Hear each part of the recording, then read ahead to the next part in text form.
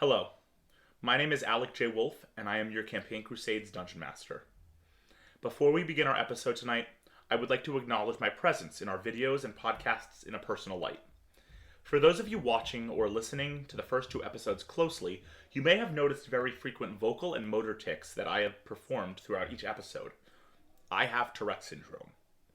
It is something I have had and have lived with for most of my life, and have tried to use as an obstacle to overcome, not as a barrier. But over the past 2 weeks, seeing myself so presently ticking in front of the public on the internet, it has created a concern and insecurity that I have never felt before. In response to this feeling, I knew exactly what I wanted to do. I wanted to come to you directly and let you hear what I deal with directly from my mouth. I want to acknowledge my players and friends as well. They have been amazing, a wonderful, supportive community as we have embarked on this project, and have made me feel that sharing this with all of you, whether you're watching from home or on the go, is that much easier. So thank you to all of my friends for the support I have received, and thank you all at home for listening. Now please enjoy tonight's episode of Campaign Crusades. Hello, and welcome back to Campaign Crusades, The Race for Rivaryn. I'm Alec J. Wolf, your Dungeon Master, and I'm here, as always, with my Crusaders. We've got Andrew Hickman. Hello. Brian Thomas. Hey. Clara Capoletta. That's me. Emily Kreider. Hello. Jake Baker. Hey. Joe Thomas. That's me. And Morgan Le Fay. What's up? To give you a recap of where we left off last time, our heroes, or rather a motley crew, more than heroes, are now approaching the town, or rather the city, of Falun, after an interesting skirmish with a bunch of scrappers on the Falun farm road. They had just left Bellara, where they all met for the first time, discovering some interesting information left behind by a woman named Rhea Burke, who happens to be one of our party's mothers. They are all chasing the same thing, turning the tower back on that runs Falun. Hopefully they can succeed. Who knows? But here we go as we get back into the race for Rivaryn.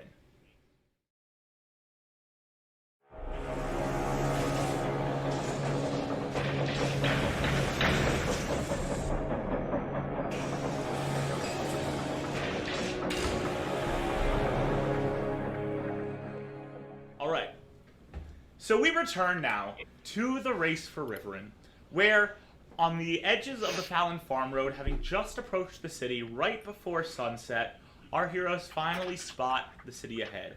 It is a large, tiered city with two different levels, almost like stone mesas jutting out of a mountain.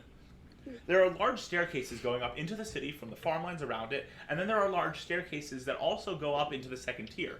There's also large towers that are home to elevators for those who can't use the stairs. As our heroes approach the city, they make it to the bottom of one of these staircases. You all walk up the staircase, and you make it into the city of Falun, the city of stone. What are you up to?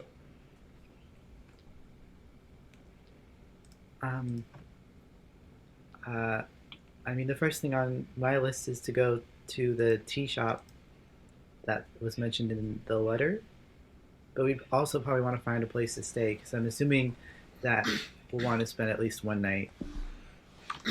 Yeah, it's night, or it's evening right now, right?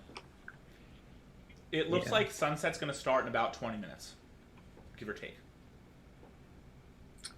I see in your document there's like several neighborhoods. Which neighborhood would we be in right now?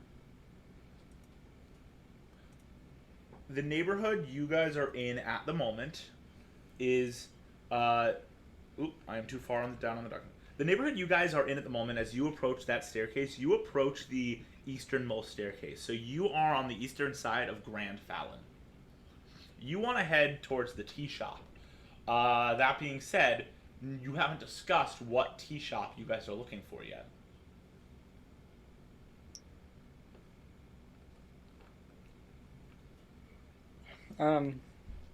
Was the name in the letter?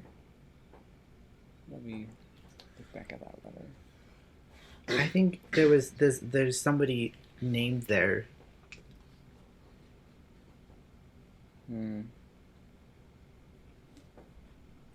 Everything just has to be more difficult, doesn't it? Vansom is the last name. Have I, Adira, been to Falun enough times before to know if there is a... Because I, Emily, can see that there's a tea shop, but I'm not about to metagame. I'm gonna say roll a luck check for me to figure that out. That's a 10. On a 10, you've been to Falun enough times that you would know it, but right now you can't think of any. So it's like slipping your mind, but you don't realize it's slipping your mind. Mm-hmm. I would like history checks from Lily, Bo, Lola, and Kai. What was it? History. History. Oh, that's good. Well, I don't think it's gonna be mine. I got a 16. Well, I got a natural 20, so I got a 14. Hey. Okay. I got a 9. So I'm gonna say just Kai and Lily. Kai and Lily, the two of you know that tea shops are more of a farm town thing, like a small town thing for towns on the outskirts of big cities. So they're not really as common in big cities, but there are usually 1, 2, or 3 that you could find. So you know there's probably only 1 or 2 Lily that it could be. On that nat 20 Kai, you know that there's really only 1 tea shop of any significance that probably would have lasted this long, if at all, from the time when the letter seemed to be written to now, which is, it seems to be about as old as Lily is, although you don't know exactly how old Lily is. So you know the tea shop that is probably referring to is a tea shop called the Third Spoke Tea Shop. It is in Grand Falun, but it is on the other side of the city, or of the neighborhood. And it's a pretty long walk. So you guys will probably get there probably in like 45 minutes, maybe an hour, from where you are now. But by the time you get there and are done, there's no way you're going to be able to do anything if you're trying to move to another location or not, as long as, unless it's within the city. So that's probably your last stop before sunset, before trying to find somewhere to stay. Okay, well, I'll definitely, tell the group. I've had my, my fair share of tea, and I think there's only really one place that it can be, and that is definitely the Third Spoke Tea Shop. I know it's a little bit of a walk, but that has to be the one that they're talking about in this letter. Do we really want to do that tonight? I'm kind of exhausted. I mean, if everyone else wants to.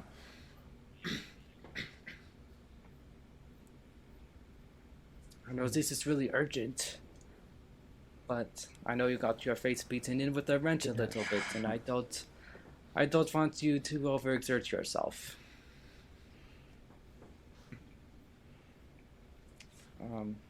We can at least maybe have a small conversation and see if there is anything there, because I'm still highly doubtful that there's really going to be anything. And we can have a larger conversation with him tomorrow if we need to. A little reminder to you all, it is sunset, and the only person who has eaten since like midday is Coco, who had an apple during the fight. So Yes. everyone else probably is feeling some degree of hunger, so at least it's good that your destination is a place with food. You might want to think about food while you're in the city. Oof. All of a sudden, my stomach just grumbled. Did you hear that, Bo? It was kind of loud. I look Was pretty loud. at Kai, reach into my diaper, and throw salt at Lola's face. Lola's face. Considering you're not looking directly at Lola, you're looking at Kai. I need you to roll a sleight of hand check in order to get Lola's face. Even if I'm sitting on her shoulder? Yes. Why? Because I feel like it. Oh, shit. Okay. That's a 19 plus 6, so 25. You throw it so well it gets caught in her hair. Lola, you now have salt in your hair. Coco, what? Alright. Ooh. Okay. That was a very good feint. It looks like we're gonna be heading off to a restaurant. Yes. I would definitely like to get some food, and then maybe we can get some tea afterward. I think that would make a lot of sense. I'm gonna jump from from Lola's shoulder to Kai's shoulder and pat him on the head. Oh my gosh. I have Slimer. I don't understand many words, but I understand food. Not that I. My think shoulders still anyone like wants- tense a little Bo, bit. it seems very clear. Bo, it seems very clear to you that Kai is in a much better mood, having successfully summoned his echo, which he has not previously been able to do. I'm gonna kind of start like grooming his hair a little bit. Not Okay, that this is I. little And weird. What was coming from Adira? I was gonna say, not that I think anyone really wants my opinion, but if I have a say in anything, I think we should find some place to stay the night. It's it's gonna get darker, and it's gonna be worse, I think, trying to find a place later in the evening than if we were to do so now. So That I'm is a right very back. good idea. See if there's any places along the way. And any places to eat.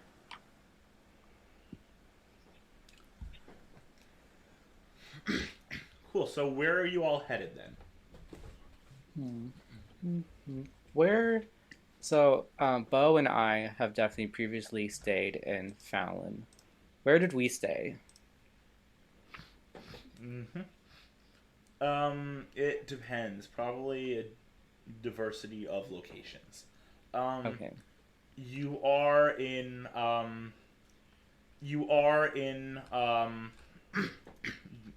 in the general direction of the tea shop, but you know that the nearest inexpensive lodging to you right now is slightly in the other direction. It is a lodge called the Umber Lodge.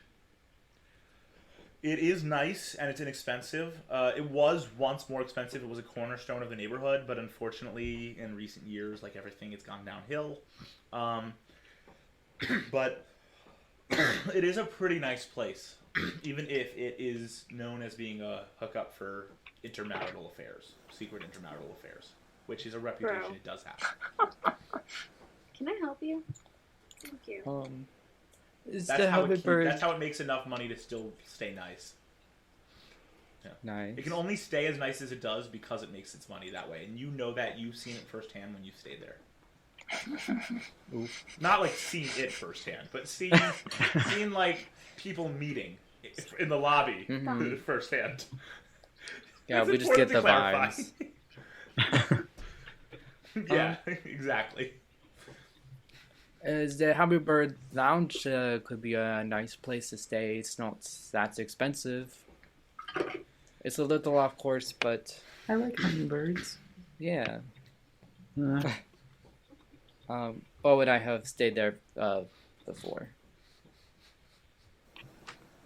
Lola, Lily, you guys have any preference?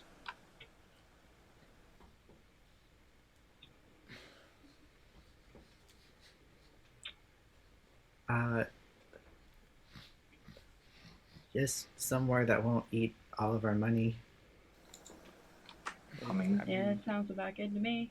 Yeah, it should work. If we'll Then. do that. Yeah, let's go do that. Let's get this room. Maybe a hotel. Does the Hummingbird Lounge have food there? Just want to clarify Hummingbird Lodge. It doesn't really have... It used to have like a breakfast, but it doesn't really anymore. But you do know it is... If I am correct, I'm going to double check.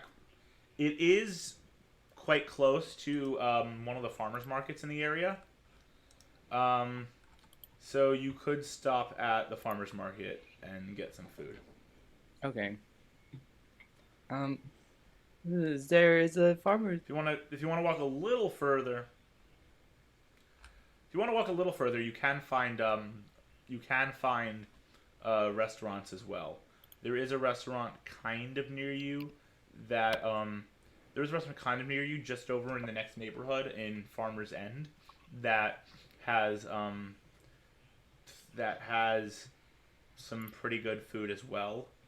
It serves gourmet Rivaryn's food, which is, although it's a fancy restaurant, you've only eaten there once. You can alternatively stop in like a little mom and pop shop on the street that are usually not labeled on the map.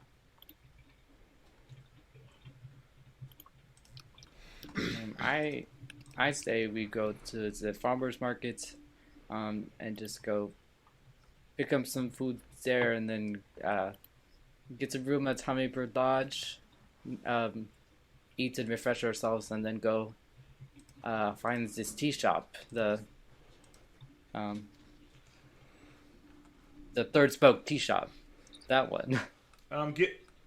You did get a nat 20, so I want to give you one other option for your lodging, on the basis that you had a nat 20. It is a lot closer to. It is a further walk from where you are now, but it is a lot closer to the Third Spoke tea shop, so you don't have to walk as much tomorrow. It is called the Umber Lodge. It is in Stoneside, the neighborhood on the west side of the city. And why am I mentioning this? You know the owner, or not the owner. You know the concierge. The concierge happens to be a friend of yours, named Mads Halter, who told you about Rhea Burke in the first place.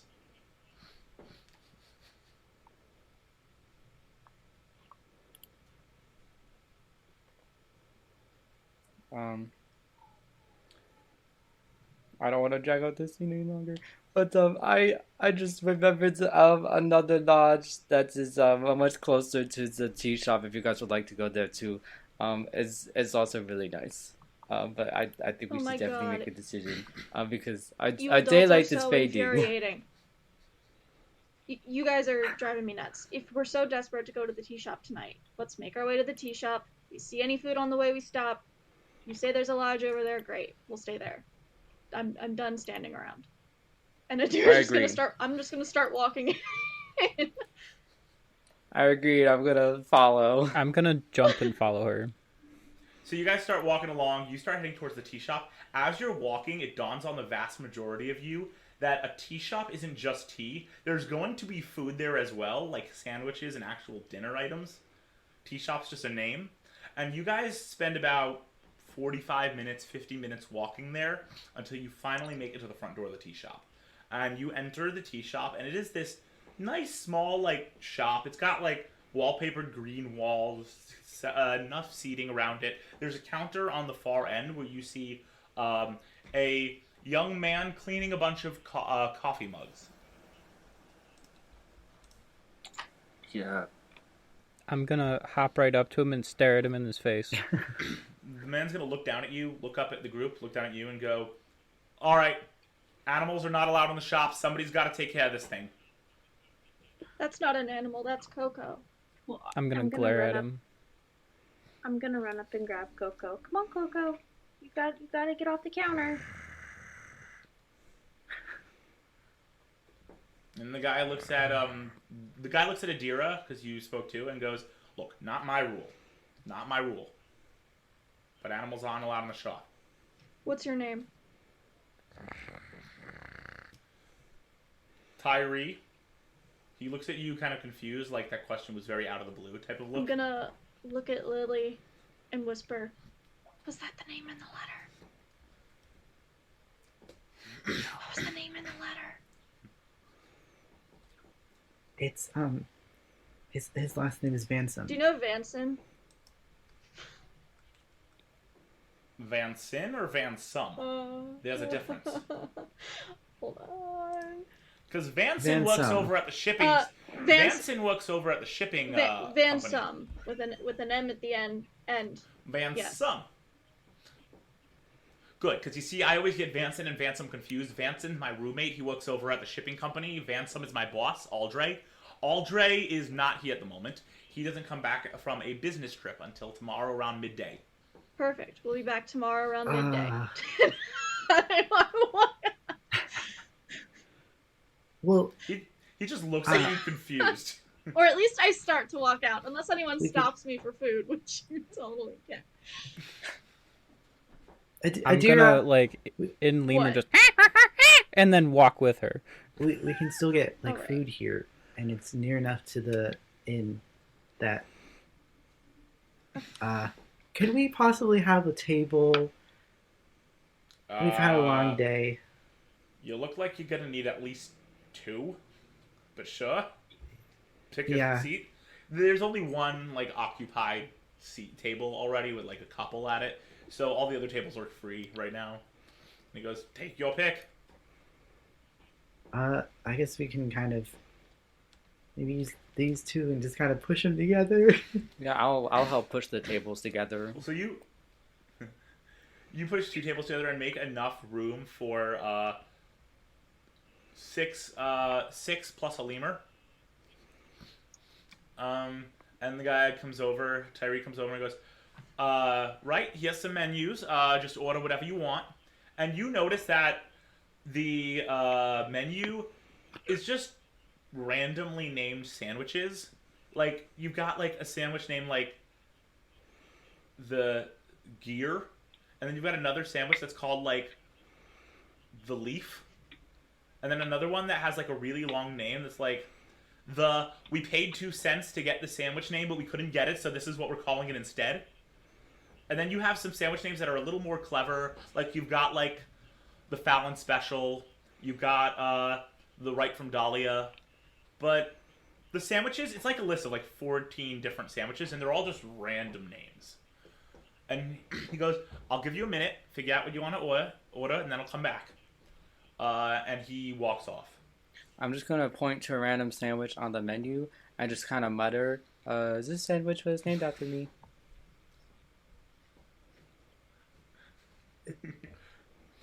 It was? Oh, really? Oh, did you hear me? Yeah. Yeah, I've got... You guys look at the Wow. menu, and you see a sandwich named the Sly Silver. How did that come to be? It's a long story, but it's Sly Silver because I am very smart and I've got the silver hair. So You're really smart? anyway, I think I'm gonna order the leaf. I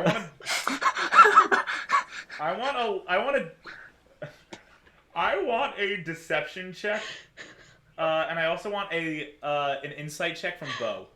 Okay. Specifically, Bo. This is not opposed, As by the Kai way. is saying, These are not opposed. It's a 21. I have expertise, not deception. Oh, that's cocked. Oh, that's a 10. Y'all get the sense that you're not sure what exactly Kai's plan was here mentioning that. You get the feeling there's something amiss, but you're not sure what. Bo, with that 21, you know for a fact that there is no way any sandwich shop you've ever been inside would have ever named a sandwich after Kai. And that is complete malarkey. I just Like, laugh that is not true at all. I just laugh and look at the menu, see what's on it. Cool. The person comes I'm back. gonna pick up a menu and look at it too. The person comes back and says, right, we got every kind of sandwich you want. We got the ones that are on the menu. We got a bunch of others as well. You give us a name, and I'm sure we can turn it into a sandwich you like. That's our specialty here.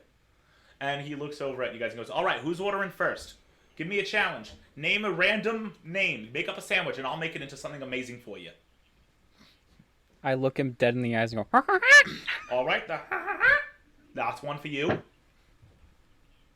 And he keeps running. Oh. He looks over at the next I person. keep looking at the menu and like looking at him like, what? And then I start chewing on the menu. He takes the menu right out of your hands and goes, nope, not food, and puts it on a table behind him and looks over at Kai and goes, right, your turn. What are you getting? The sly silver because it was named after me. Really? You know Aldray? Mm-hmm.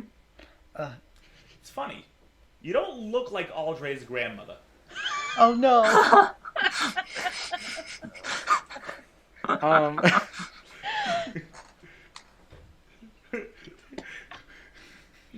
Oh. And he goes, well, there could be two sly silvers. There could be two sly silvers. Anyway, what about you? And he looks right at Adira and goes, what would you like to get? I'll get the lily. All right, the lily. Good choice. I'm trying to. He looks over at Lily and goes, what do you want?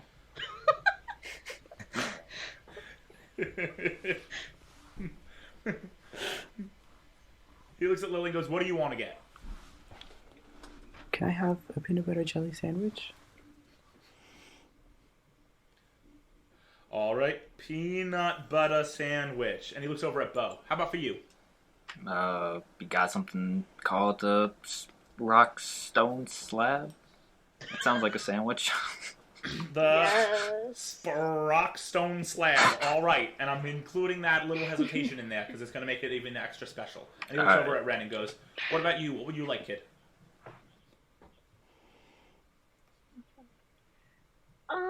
I actually also want a peanut butter sandwich, please. All right, peanut butter sandwich. And last but not least, what would you like, you lovely ma'am over here?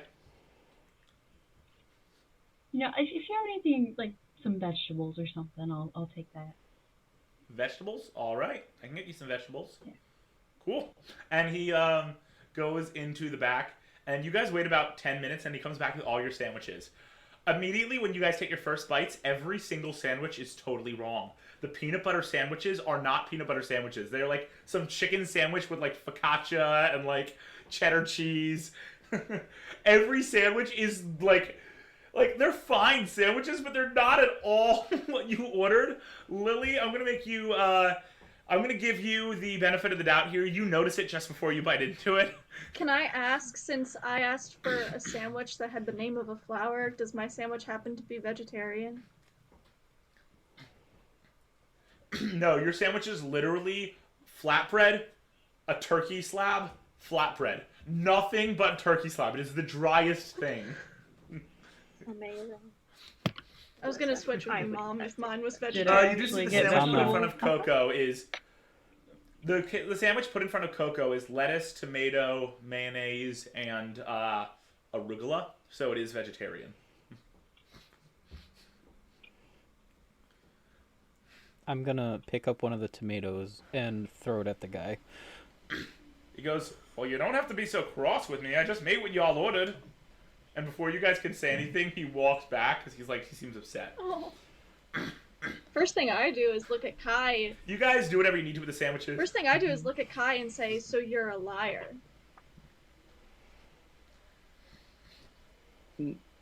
I just got a little mixed up with the name of the sandwich. It was a different tea shop, but it was the same sandwich, and it was named after me. So. I don't know if I can believe you now. I don't know if I can believe you ever again. You've lost my trust entirely. I'm gonna walk across the table and take Bo's sandwich and go back to my seat Bo's sandwich. and start eating it. I'm just gonna. Bo's sandwich. Take Coco sandwich. I'm just gonna like pick at the bread. Of my sandwich, like just ignore the chicken and just pick the bread. I'm gonna look at my plate of vegetables. Hopefully he brought out vegetables. Yeah, he brought out, like, the plate of vegetables is vegetables, but it's not like he brought out, like, carrot sticks or anything. No, he brought out, like, the leaves that come on, he brought out the leaves that come on, like, carrots and come on, the tops of vegetables. Well, this isn't even edible, or I'd offer it to you. I'll take the chicken from my mom's plate and give her, like, half of my bread. You.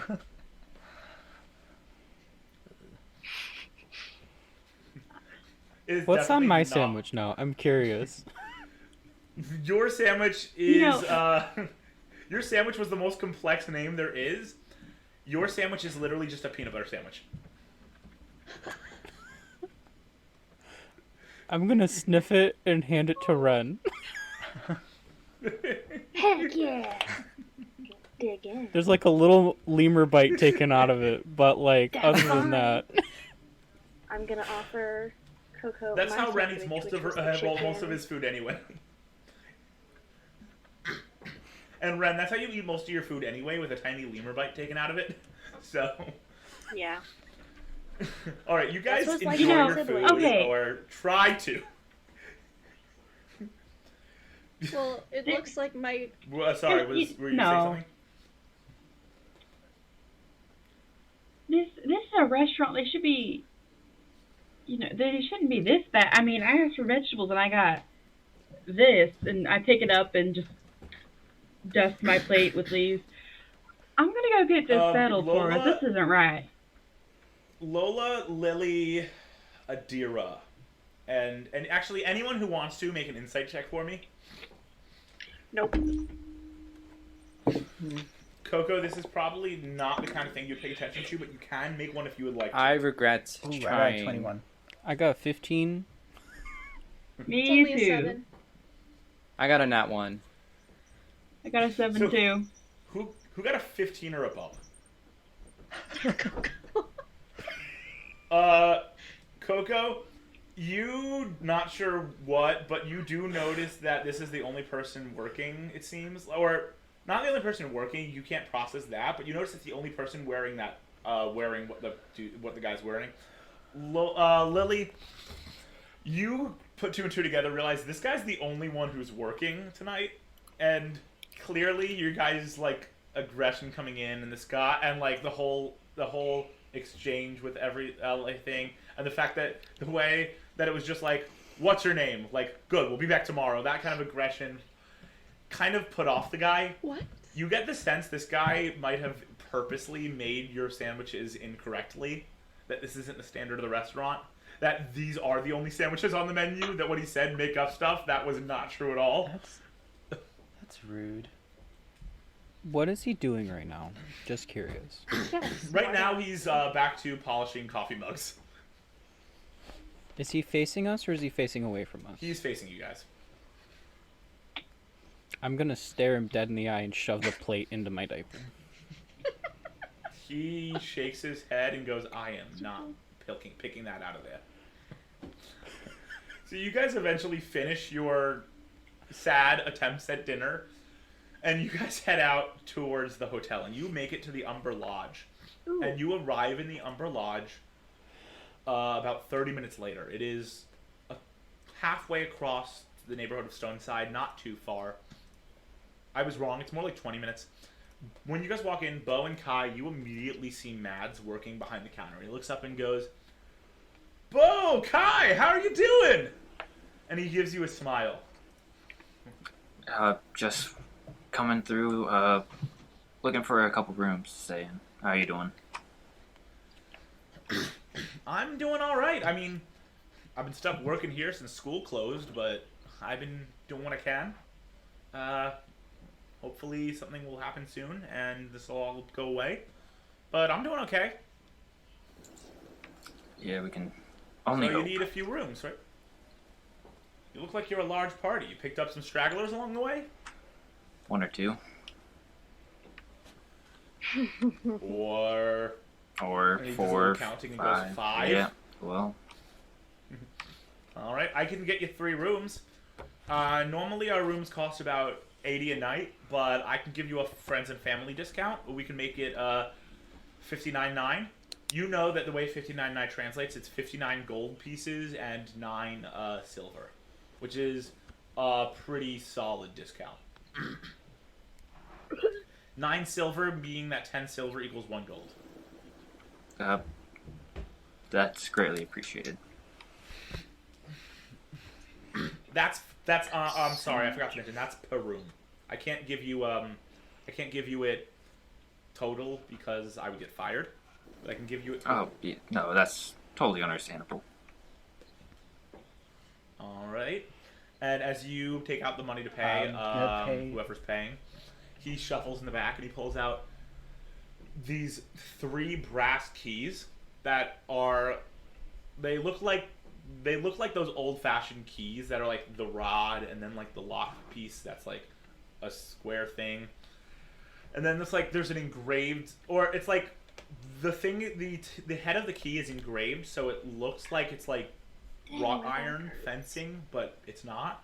And the engraving, like the wrought iron, but instead it's brass, says 203 on one of them, it says 303 on another, and it says 306 on a third. And he's like, all right, 3 rooms, 59.9 each. Paying. Cool. Who's paying? I'm paying So for am Kai and I. Cool. So you guys each take 59.9 off your total. Math. Or you can take 60 and then or you could take 60 off your totals and then add a silver. what I did. Up to you. And you are given these keys. Is anybody doing anything before heading up to your room and going to sleep? Are there brochures on the desk? There are brochures of the general area on the desk. I'm gonna pick up one and read it. He looks down at Coco and looks up at Yubo and goes, "Smart monkey."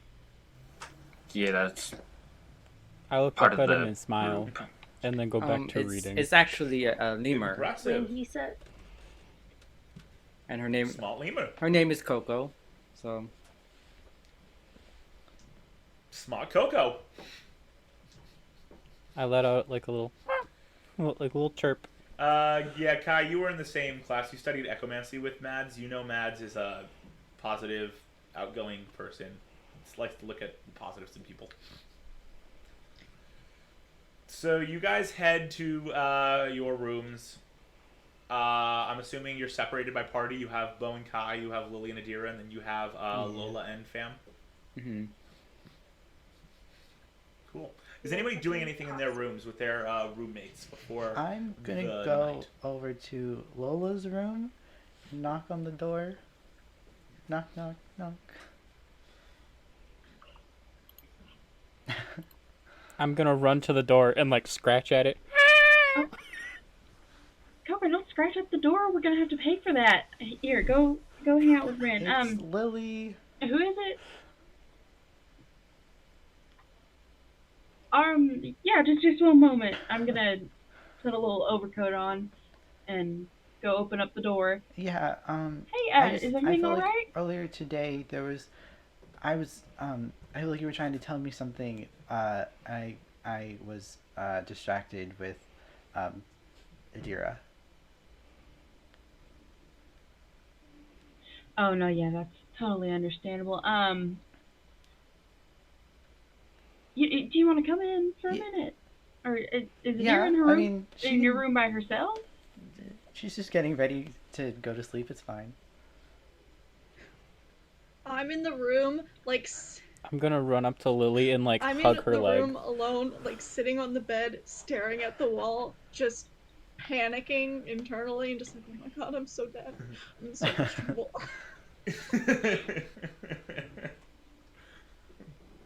Do I see an open door besides ours, or are all of them closed? You're not on the same floor. You three No? are in Okay. a family-based room, so you're the room on the second floor. Everyone else is on the third floor. Oh, Okay, then I'm hello, just hugging Lily's leg, staring up at her. Sorry about that. She can get a little attached. Coco, How about this? Let's go on a walk real quick. Ren, are you alright? Hold on to Coco here for a minute. Yeah, I'm trying to organize my spells right now.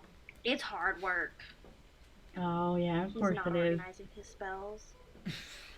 He's just Oh throwing my. things around. It's chaos. You've been in the room And for he's all of 10 predisposed. minutes. You've been in the room for all of 10 minutes, and Lola, it already looks like a total Everywhere. mess. Papers. Yeah, I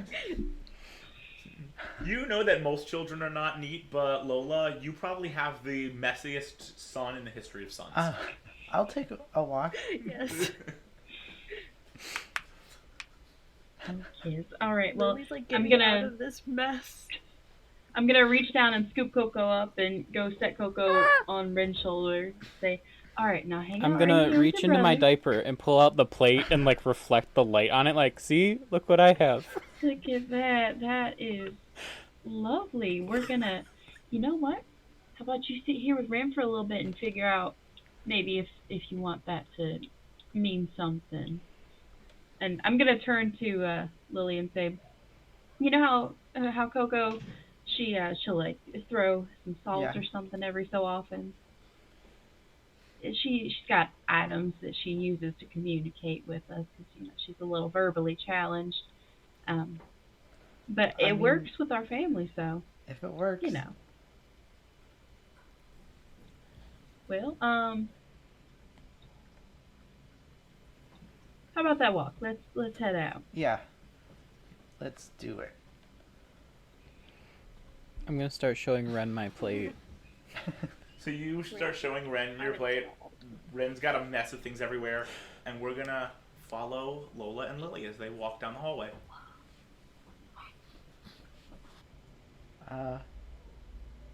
So Yeah. So, it was so weird what happened.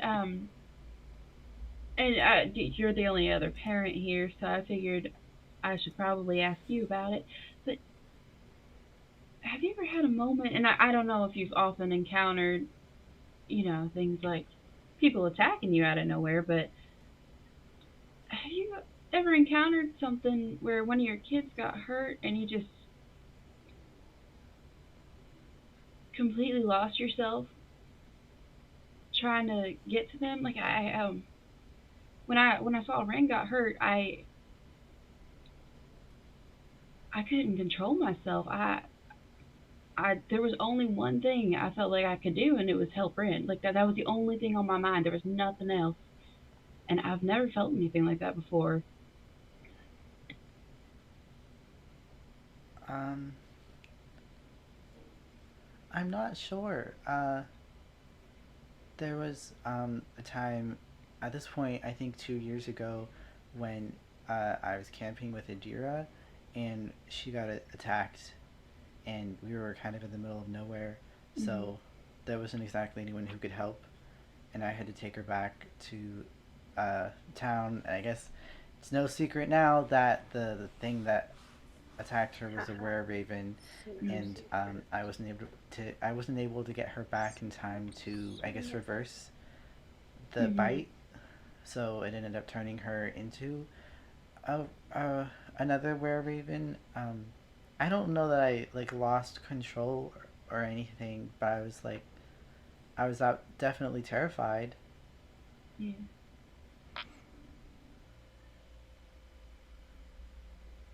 Sometimes it feels like I've lost a sense of free will. This is all I'm dedicating my life to right now.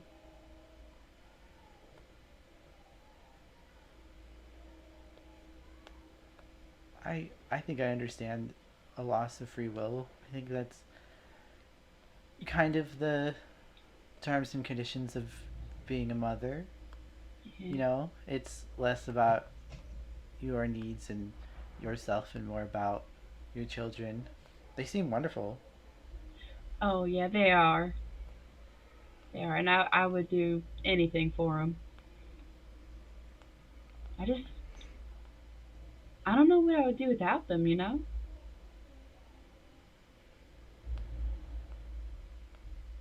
I get that.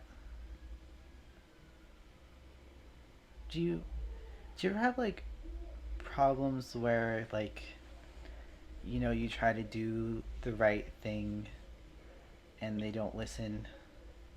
Oh yeah, of course, all the time. But I mean, How how do you that's how do you fix that when they just can't see what they did wrong?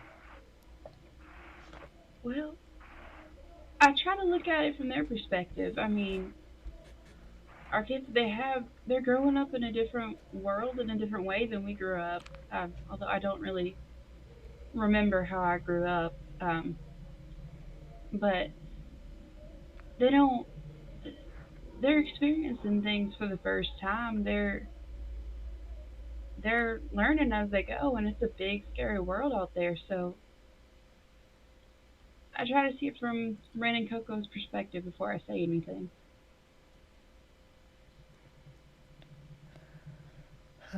That that makes sense. Are you trying to figure out what to do with Adira? Yeah, I Mhm. think I might have messed up. Well, you're not the only one. What? You're not the only one to mess up ever, and I mean, we're not perfect, you know. You know, I had her uh, when I was 16. Wow, that's young. What? That's young. Yeah, I thought I was kind of hiding it a little bit, but I guess she found out. Yeah. So, and I don't mean to be overstepping, but where's her father in all this? Um, it's very complicated. There never really was a father. Um, I guess since we're sharing stuff, Mhm. She's either she the Virgin Mary or a slut. I at some point there was um, a deity that kind of I guess had a liking towards me, and I ended up with a child. Um, so there's not really Immaculate a conception. father. That's understandable. I don't know either Ren or Coco's fathers. What? Can you I repeat? I don't know either Ren or Coco's fathers, so it's understandable. Yeah. How did you?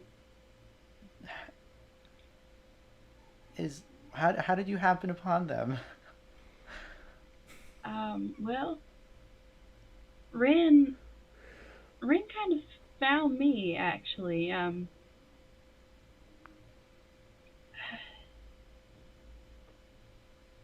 It was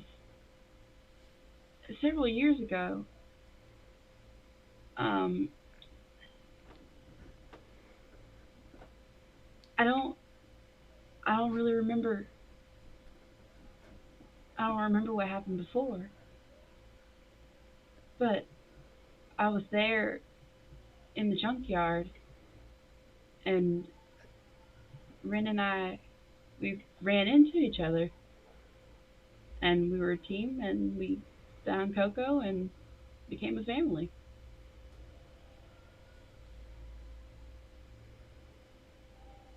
That's that's odd. Yeah, I don't really before I met Ren, I'm sorry, I have a bit of a headache now. Um, I don't really remember anything, to be honest, before I met Ren. Can you repeat? I I have got a bit of a headache right now. I'm sorry, but I I actually don't remember anything from before I met Ren. If I'm being entirely honest with you. Oh, oh, jeez. Uh, Well, maybe you should go to bed if you have a headache. You know. Yeah, It's you know, been I a long think. day. Yeah, it's been a long day. I'm sure our room is absolutely a little bit of a mess right now, so I'm probably gonna do a little bit of cleaning. You've gotta, I'm sure, have a conversation with Adira, so I'm gonna head back. Yeah, I guess we're both waiting for our own messes. Oh, absolutely. All right, well, you guys have a good night. We'll see y'all in the morning. You too. I hope you feel better tomorrow. Thank you so much.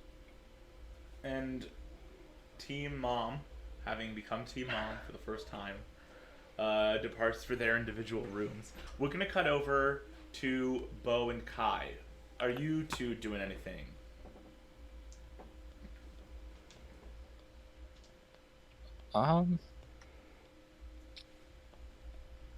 Yes. I'll just, after, getting situated, I'm just gonna go over to Kai and, so, how did it feel for the first time? It was amazing. I've never done anything like that before, and it was like, I don't know, there's a whole nother me right there, and it was incredible. How's your face? It's hurts, but it'll be fine, hopefully. No, it's not too bad. Mm-hmm. I've experienced worse. Oh.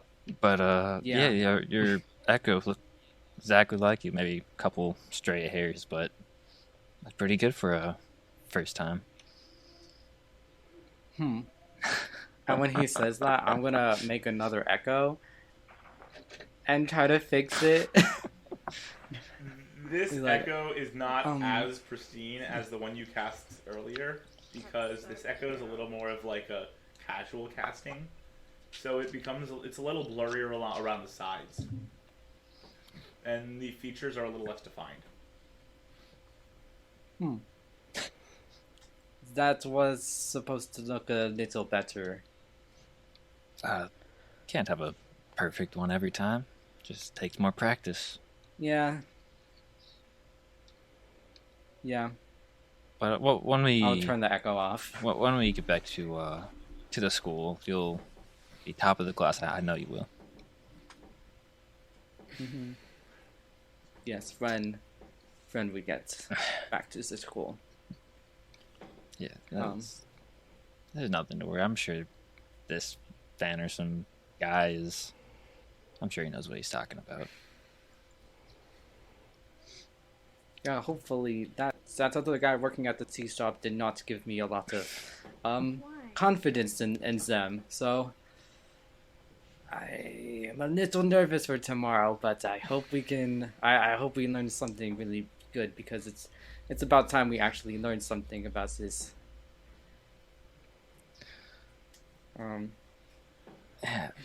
You said you said that sandwich was named after you. Yeah, that was a mistake. I was talking about a different tea shop. Let's be honest here. We both know that you weren't. So why were you saying that in front of them? You don't have to tell me if you don't want to. I'm just curious. I don't know. It just kind of came out of my mouth. I don't know why it's such a big deal to everyone. No, it's not a big deal. I'm just curious. I mean, it's just a sentence. All right. That's all. All right, I won't push the topic. And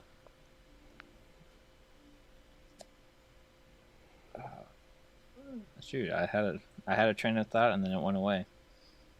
Oh no. Every day. It's like, oh no, I remember. So as Kai sees a literal train leaving Bo's ears. No, I remember. I just need to make sure I know exactly what it says. I grabbed the train and put it back in your ear. Kai's going, trying to stuff the train back into Bo's ear. I pull out that note that I got from that guy or that lady we fought and knocked unconscious that has the address on it. And I show it to Kai. You know, those people that jumped us earlier, one of them had this on them. I don't know where this leads. It's somewhere in the city, but it has a name on it, Alasia. I don't know who that is. I don't know if that name rings a bell to you. That name does not ring a bell to me, correct? There is no reason it rings a bell to you. Okay. Yeah, I mean, that name is not really doing anything for me. I'm sure maybe one day we should definitely go and track down these people, but right now I want to focus on the tea shop. Yeah, I just anything we can do. Wanted to check with you to get the tower. Mm-hmm. Another day. Yes, another day. And we'll kick some butt. If you got to excuse me, I am really tired and I'm going to go to bed. Yeah, that's a good idea. Manifesting all those echoes actually made me really tired. The two of you go to bed. We're going to cut over now. Lily, you return to your room where you see Adira sitting, I'm assuming still sitting on the bed. Adira, are you doing anything when you hear the door I think open? at this point I've like gotten ready for bed and I've pulled out the journal that I brought along with me and I'm writing like, I better really enjoy this trip because I think once I get home I'm grounded for the rest of my life. So at the rate you're going in this journal, you just started it, like literally on this trip. At the rate you're going, you're going to need to buy a new journal within the next like 2 days. I write like I'm running out of time.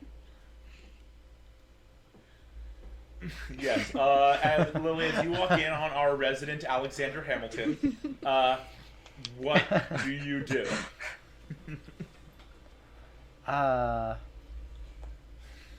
Today was quite the day. Yeah, it was. Don't remember it. How do you feel about the idea that there's things we didn't know about Grandma?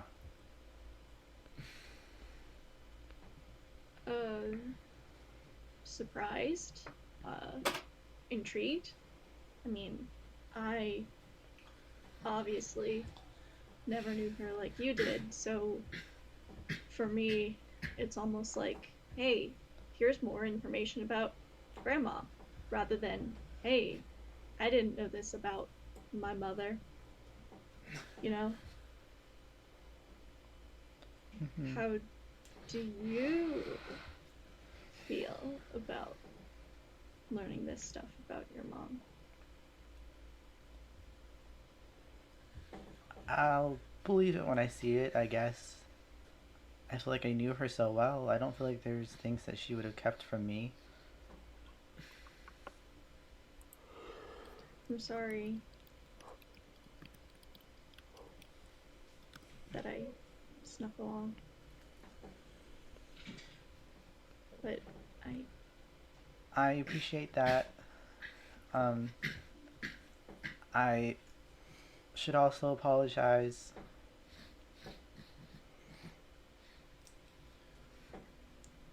I thought I was doing the right thing, trying to have you stay home.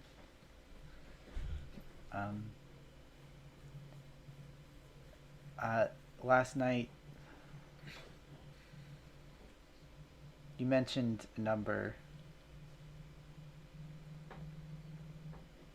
yeah. I guess the salt's out of the lemur's diaper. I I laugh Yeah. beside myself. Like, Adira laughs. Even if she tries not to, she can't help Lily, this is the biggest smile you've seen on Adira's face in a while.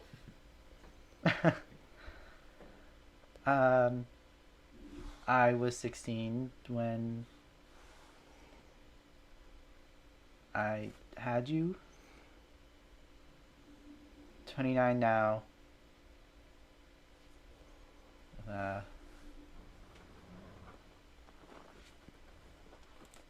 I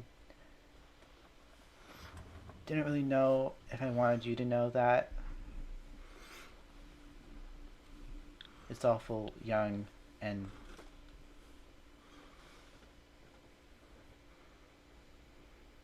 I wanted you to have a more picturesque version of your mom.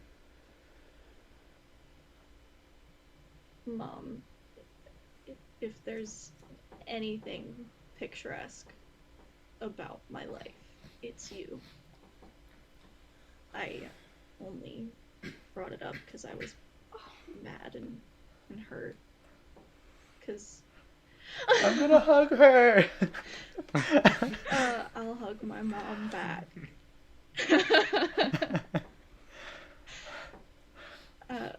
I just... For two people who are entirely polar opposites, one who is all pastel, the other who is all like black clothing, you share a very wholesome hug. I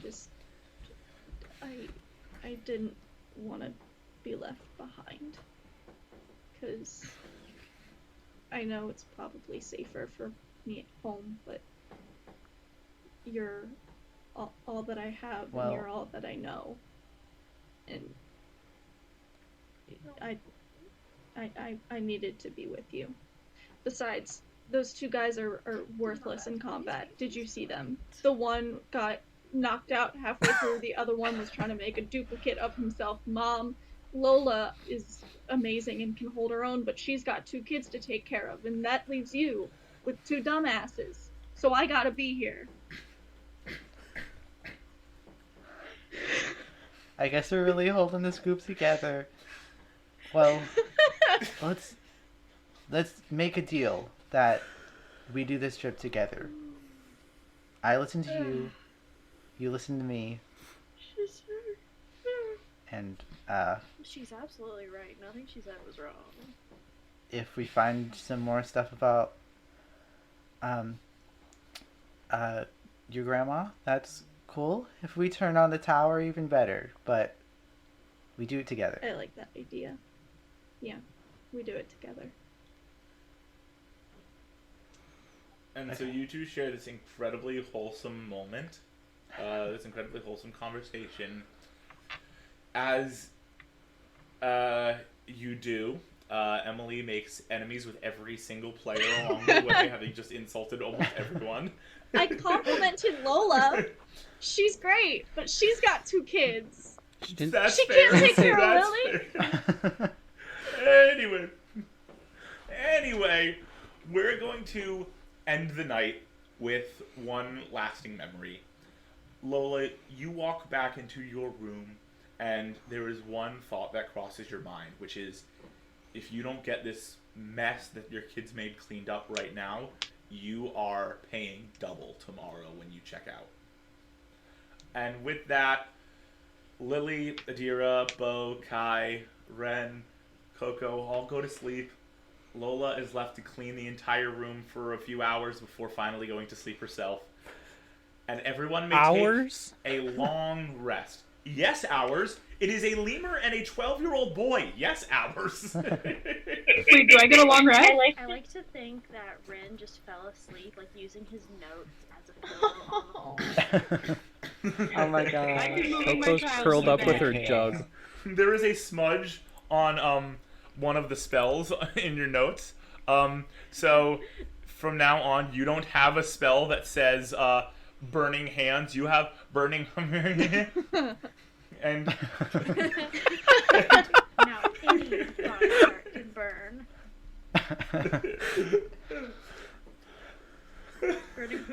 And you all can take a long rest. the next morning, most of you wake up pretty bright and early. It has been a short night for most of you, given the fact that you have some stuff to do today. Right off the bat, I need Adira and Bo to both make D20 rolls for me. Oh, for a second I was like, wait, why? We're better this time, you No. guys. Oh my god. We're Just good. tell me if you Did pass I or wake fail. up before You don't need my to tell me the mom? number. You guys just need to tell me pass or fail. Pass. I don't like that. I don't like that. I failed.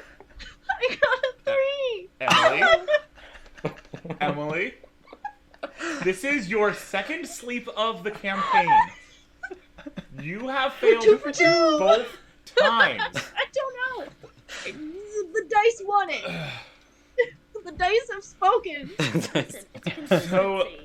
The dice proclaim chaos. Now I have to pull up the one thing I didn't think I would need I'm pulled up. sorry. Which Listen, now I have to- next time, if you have it pulled up, I won't I fail. So pull it up next time, and then you won't need it.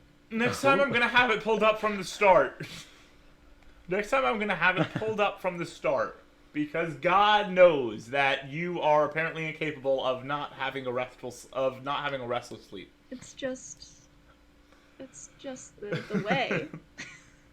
All right, I'm gonna roll. This is the way. I'm This gonna is the roll way. a D100. Okay. What disaster has befallen me this morning?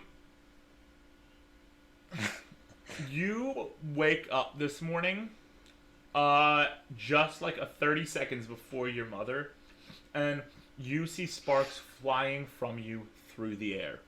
As they fly through the air, you see a spark fly up and go straight down and hit you and seem to be absorbed into you. Another spark, like, fly everywhere. One hits the TV, one hits the bathroom door, one hits Lola in the forehead and absorbs into her head. Lola, you immediately wake up with a You mean jolt, Lily. having felt that, and you see the sparks continuing to. Lily, yes, Lily. Lily, it hits Lily, you in the head, and absorbs into you. You wake up with a jolt. You see sparks flying, and it's not seeming to stop at the moment. Mom. I'm going to say because it is the early morning and you are experienced with your daughter in this specific moment, because you are right here to already handle it, you can do the channel. You can use your channel divinity to subdue this effect without using the use of it, without expending your use of it. Oh. Okay, I'll just use my magic and get rid of it. It's fine, it's So- fine, it's fine. You use fine. the magic and the sparks subside. Make an Arcana check for me. Okay. 16? So you kind of feel the effects of the sparks. You can tell one hit you. You feel the effects of the spark that hit you kind of start to settle into you. And as you do so, I need to take out a bunch of dice. Turns out there's rolling involved in this one. If I damage my As you mother, do Not a so, bunch of dice. I don't like that. Calm down with that bunch of dice. You have this feeling that whatever this magic was, you feel like you don't drink, but like you feel like even if you had any alcohol, for the next 18 days, the effects just would not impact you. Oh. And like at all. Like you cannot physically get inebriated whatsoever from alcohol for the next 18 As days. if she even drinks. Awesome. Your poor liver. And even though she's 13 and definitely not drinking, you can sense that this is the same thing for your daughter, even though she's 13 and not drinking.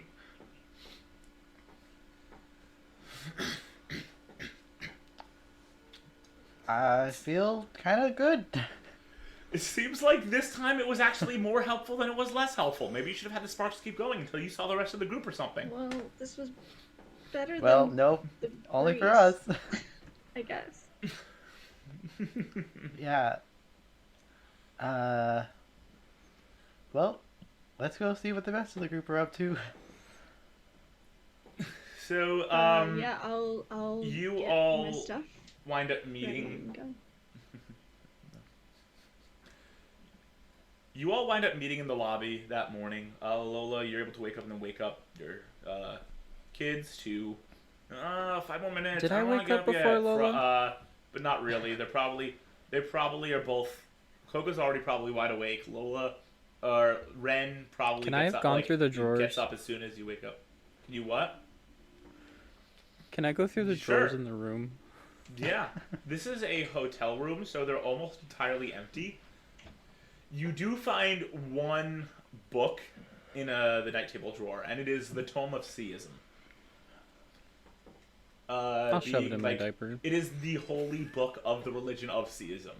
You now have the Tome of Theism, the most popular language around the world, and also one of the most controversial languages around the world, shoved into your diaper. Can I check the bathroom too? Yeah. The bathroom is empty except for the toilet paper roll that is on the toilet paper holder. Is there any like towels? There are towels like on that like shelf thing in the shower. I'm gonna steal a towel. Cool. Steal a towel. Shove it in my diaper. All right. You That's sew it in all. your diaper, and Lola, you wake up. Bo, Kai, you wake up, and you all meet in the lobby. It is like the sun has just risen. It is rising in the morning sky. What are you all up to at this point?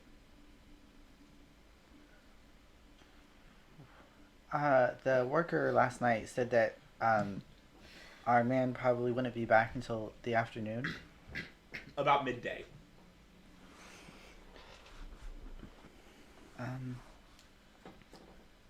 Do we think we're gonna need to stay another night at all? Because I'm gonna be broke if we do that. Depends if we can get the right information, I guess. Kai, give me a history check. Okay. Oh, this one is not as good. This is a 10. You do know one place you all can make some money if need be. I know a place that we can make some money if we need to. You know exactly it's where a it place. is. Okay. Yeah, there's a place where you can go and you basically help out deliver packages. And yeah, it's the postal type service place. Bo and I did that once, and it was a good time. How much did you get paid? How much did we get paid, Alec? You guys get paid. I don't know if I ever gave you the correct number, but you guys got paid a total of. For that specific delivery, you guys got paid about 100 gold each. What? We both got paid about 100 gold each. Oh, But that is also Yeah, so, partly I mean, because you guys were doing a long trip, partly. Yeah. We If you had did a to go really into, long like- trip, though. But like not that like you guys did like a long trip as in like a rural surrounding of Falun. If you had gone all the way across the country, probably would have been like 400 gold. Ooh. Something in the city is probably like 50 gold per package. We do. Yeah, so you could probably... Go ahead. I was gonna say, we do also have a lemur with a magic diaper. Set up a stand, charge people to see the magic lemur. I love that. I think I'm that's a sitting there very picking good my nose idea. and eating it. See, look at that. That's what's amazing right there, right? We get Ren to do some Sparky Sparks. I'll play some tunes and we'll make some money. I can play mom's flute. Or my mom. I can play her flute. Do you I have know it. any songs by Fallout Boy? No. Tabaxi Riot? I know this one. I don't play like a flute thing, but it's like very bad. It's like hot cross buns, but it's like squeaky. So it's not really hot cross buns so much as it is hot cross buns.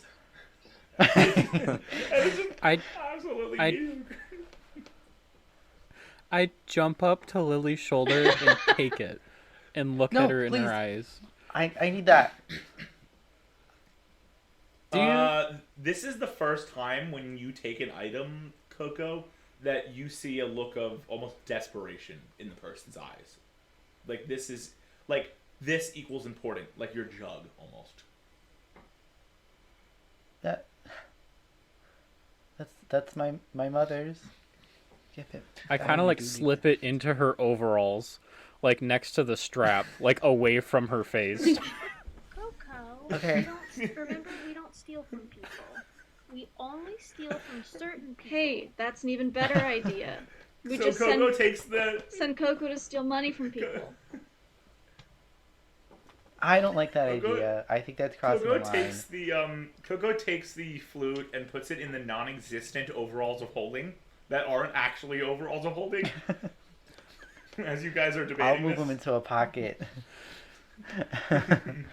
Well, I mean, if we have, I guess we could. I mean, I really want to do what we're here to do and go to the tea shop. And then if we have to stay longer, then we'll figure that out. But I'm okay just kind of hanging in the tea shop until he gets back. Is there like a continental breakfast at this restaurant or at this hotel, or No, it's with the tower shutting down and the depression having hit, people can't afford to pay for the food that they would be required to buy to have a continental breakfast. is there any food in the lobby like at all? No. We can get some breakfast while we wait. We do not need to do that at the tea shop. I'm gonna look up at Lola with a little twinkle in my eye, reach into my diaper. Anyone here who is... It's one of those slow standoffs where Lola's like, Coco, no. And Coco's just slowly taking out a handful of salt and slowly raising it. Coco, put that down and we'll get breakfast. If you put that down, put it back.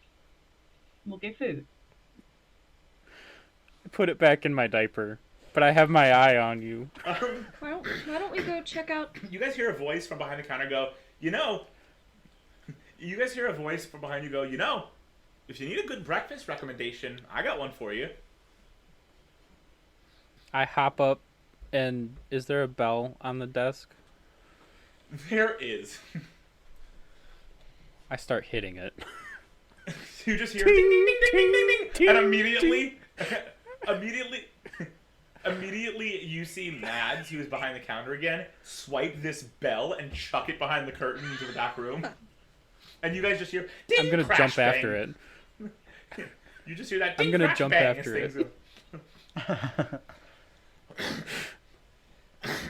Can I try and jump after it? You can. You have to make an acrobatics check. Opposed. I'm not going to tell you Bet. why it's opposed. All right. Okay. 23. You jump after it, and you make it over the desk, the counter, no problem. But Mads sweeps in front of the curtain and immediately is able to block you from getting in. And Mads looks over at Kai and Bo and goes, I'm talking about the place where I met you guys and told you about Miss Rhea. You're the one who told them? Yeah. I'm gonna pull out my bell and start hitting him in the shin with it. I have a friend, a classmate of ours actually, who was studying the tower and the history of the tower, and came across some information about a descendant of one of the engineers. Couldn't find out which engineer, but all they knew is the name Rhea Burke was involved. So I thought I would tell the gang. As he's saying this, I've pulled out my bell and I'm hitting him in the shin with it. He looks over at you. He looks over at you, Lola, and remembering what the night before, goes, "Ma'am, please control your cocoa, or we're gonna have a problem in here because this is painful, and I have a weak shin."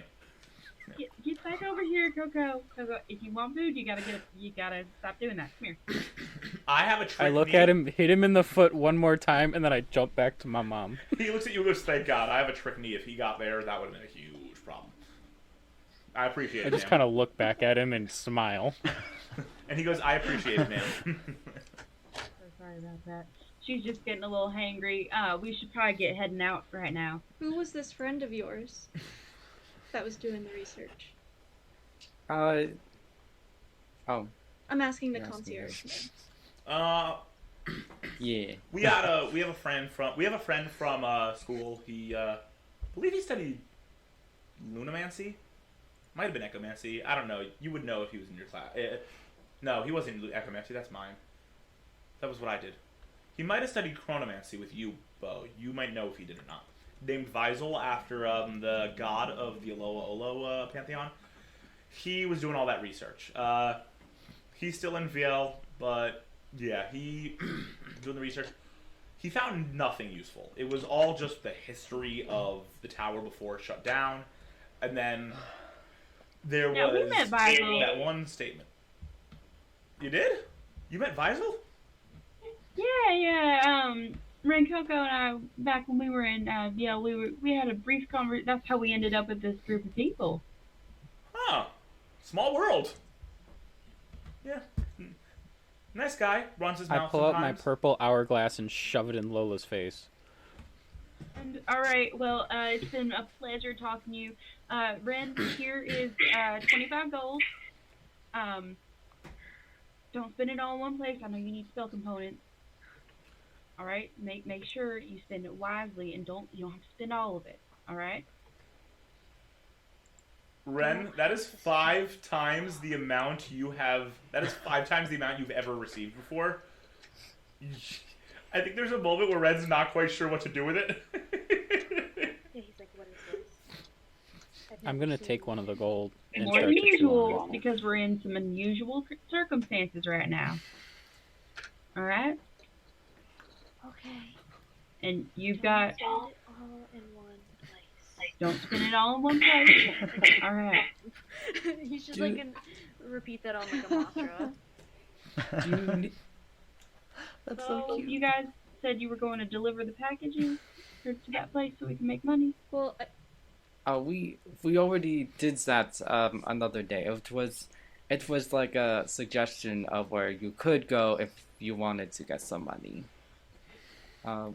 Do you want someone to watch over Ren? The city can be kind of dangerous. You don't really know what can come out of the corner or that, you know? Lola, make an insight check. Okay. Am I gonna leave no. my child with this man I just met? I got a 10. No. My mod's not a +4, it's +2. I got an 8.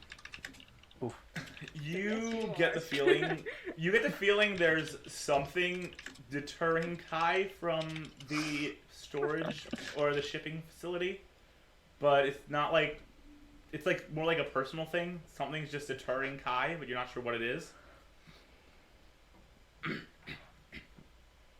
But Well, I mean, if you've got a problem with going there, I gotta make money so I can get food and things for my kids.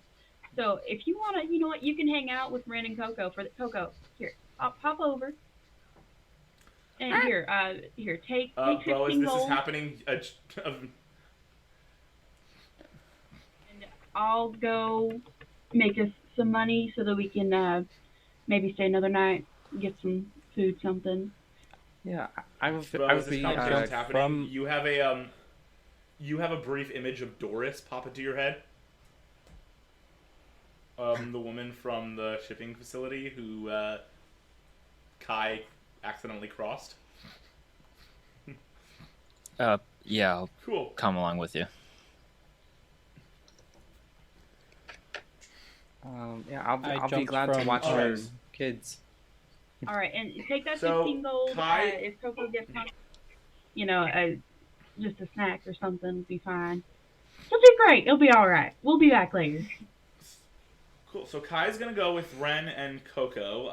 Lola and Bo are going in another direction. Adira and Lily, what are you up to? What are you two doing? Where are you going? Are we all gonna meet back up to go to the tea shop, or is that something that you just want us to do? Should we all just Well, you plan can... to meet at the tea shop at, 1? Yeah, it looks like we'll probably have enough time to get everything we need done. Okay. Up around 1. Unless you want to come with us, and then we can, Adira, you can join Rand and Coco and Kai. What do you think, Mom? What do you want to do? I kind of think it would be best if we make sure to get some extra money. If they hire a 13-year-old? More hands, more money. Because I'm sure you're What are capable the enough. child labor laws? I don't know. Do we know anything about the labor law here? Hey, DM, what are the labor laws in Falun? There are some. So, according to Child Labor Code 1-68, no. So there are some kind of strict child labor laws, but delivering a package, as long as there is parent accompaniment, like doing one-off package shipments, as long as there's parent accompaniment, is usually okay, as long as the parent signs a permission waiver, and the parent is the one who receives the funds, not the child. The parent has to sign a liability waiver. Can I pull Yeah, Lily I mean- aside quick? Just be like, Mom. Oh, So yeah. I wanna make money with you because we need money. But I do also need money. don't I mean, know how I don't know if- reliable Kai, Ren, and Coco are as a group. I mean, Kai isn't exactly the most, adult figure. Not at And, all. he's talking about danger in the city. I feel like they might need me. What do you think? You're welcome to go. Either way, it might just, I don't know, it might just be you following me around if you were to come with us. Alright, then I'll go with Kai and Ren and Coco. Take just 10 gold, just in case you see something nice that you want to get since we're not home. Okay. Thanks, Mom. A souvenir keychain. I'll go over and say, Ren, let's go get you some spell components, huh? Yeah. He's excited. All right, and you Overly excited. two groups head your separate ways as you leave the lodge, and as you leave the lodge and head off to do your morning routines or activities. We're gonna take a break. Hey everyone! Hope you're enjoying episode 3 of Race for Rivaryn. Now, I don't know about you, but one of my favorite parts of D&D is character creation. I love figuring out my character's personality, the way they move, the way they act, how they interact with other players, and of course, the way they look. That is why this week's non-sponsored shout-out goes to our incredible character illustrator, Callie L., otherwise known as Bubbly Ernie on Instagram.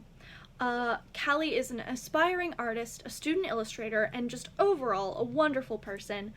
She really took the time to chat with each of us players to figure out what we wanted in our characters, listen to our feedback, and was able to take the materials that we gave her, which a lot of the time is just descriptions of what we're visualizing, and bring our characters to life in just absolutely wonderful, beautiful ways.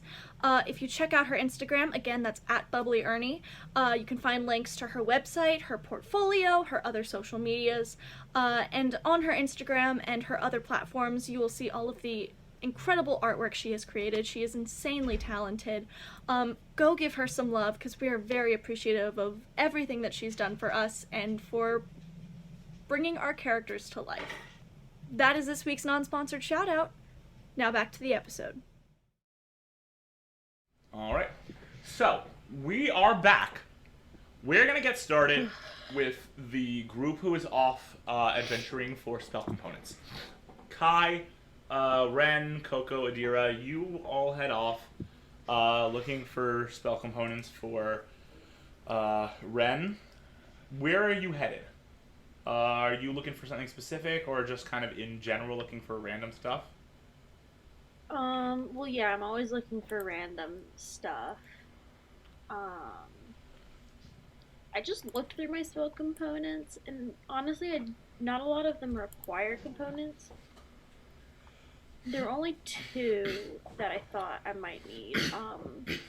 But that being said, I would assume you have a lot of stones? components in your bag anyway, just in case, because your bag is a mess. Yeah. What are Cool. lodestones? I need 2 of them for my mending cantrip. They are like these small What do I- stones that are hard to explain. They're like, I think they're pretty smooth. Do I have those? Would I have those? You don't at the moment. Okay, then I'm going to acquire some of those. Cool. Kai, can you please give me a history check? Okay, stop asking me to do those because they're getting worse and worse. This one is a 7. You don't know where to get good items for spell casting, but you do know that the Copper Spring Market has ice cream. Ice cream. I know where you guys can get some ice cream if you want some ice cream. Maybe they have some lodestones. Maybe they also serve as toppings. I don't. The way you guys are looking at me, I don't really think that that's a thing. So, yeah, just I look at I it. like ice cream. do you I want just kind of some? look up at Adira like help. I always want ice Adira, cream. I give We can I go give get ice Coco. cream. Okay, a sure. no, Yeah, and, well, I feel you. I'm gonna jump up on her shoulder and just kind of like Can I, perch there. Like scratch Like behind I'm your Coco's ear? backup. That's Can what you? do. Sure. Oh no. Like, Cool. So you guys kind of head off towards the Copper Spring Market. You make it to this market. It's kind of large. It is the premier market of the area. There's 4 different ice cream stands stationed at the north, south, east, and west points of the market. There's a lot of fruits and veggies. There is a small section that's like an antiques and magic section. And you guys arrive on the east side, or the west rather, side of the market. We're gonna get some ice cream. I'm gonna get some ice cream. yeah, I'll buy everyone who wants ice cream. What kind of ice cream do they have? They have a lot of ice cream. I'll go up to the vendor. The guy so the vendor at the west the vendor at the west ice cream location, or the south one is the nearest one to you. The vendor at the south ice cream location is an old large man named Oli. You only know this because he gave you ice cream last time you were here, Kai. Okay. And it also says it on his name tag. He goes, well, look at menu. We have chocolate, vanilla, strawberry, raspberry, rocky road, moose tracks, and he just keeps going down the list. Cookie dough, mint chocolate chip, and he Okay, just we keeps got it, going we got and going. it. Soft We got it, we're chocolate, good. soft We're good. vanilla, soft twist, hard twist, kitchen sink. Kitchen. Wait, did you just say kitchen sink? Yes. Yes, kitchen sink. We have Dottie and Jerry's famous from all the way out in VL. And he just keeps listing ice cream flavors. What sounds good to... For those of you watching at home, the Dottie and Jerry's brand is akin to Ben and Jerry's in the real world. Yeah, sure. What sounds good to you guys? Oh god. I just really want some vanilla. Vanilla's my favorite flavor. We got hard vanilla, soft vanilla, medium vanilla. Okay. Do not get the medium vanilla. It is all soupy. I guess soft vanilla? The Isn't one all is ice like cream soft? from the machine, and it comes out in a swirl, and the other one is like roll. Like scoop. Oh. So you want the hard I don't like that vanilla. one as much. Yeah. I want the hard one. Yeah. I patiently Okay, so one hard explain the vanilla. difference Hard vanilla. between soft and Puts it on a ice. cone. I'll take cookie dough. What did you do today? I'll get So he the... sticks out a cone with hard vanilla. he which is more of a French vanilla, but it's the same thing really. He takes a scoop of cookie dough, puts it on a cone, hands it out to you, and he looks at Coco and goes, "We have animal friendly soft vanilla, animal friendly hard vanilla, animal friendly medium vanilla, animal friendly not vanilla." Which it's not vanilla, but it's not any other flavor. I do not know what it is. I just get it from the supplier. And he just keeps going. I'm blankly staring at him, and I just kind of like reach into my diaper and pull out like part of the towel and just kind of like pet it, and then shove it back in my diaper and stare at Coco. him.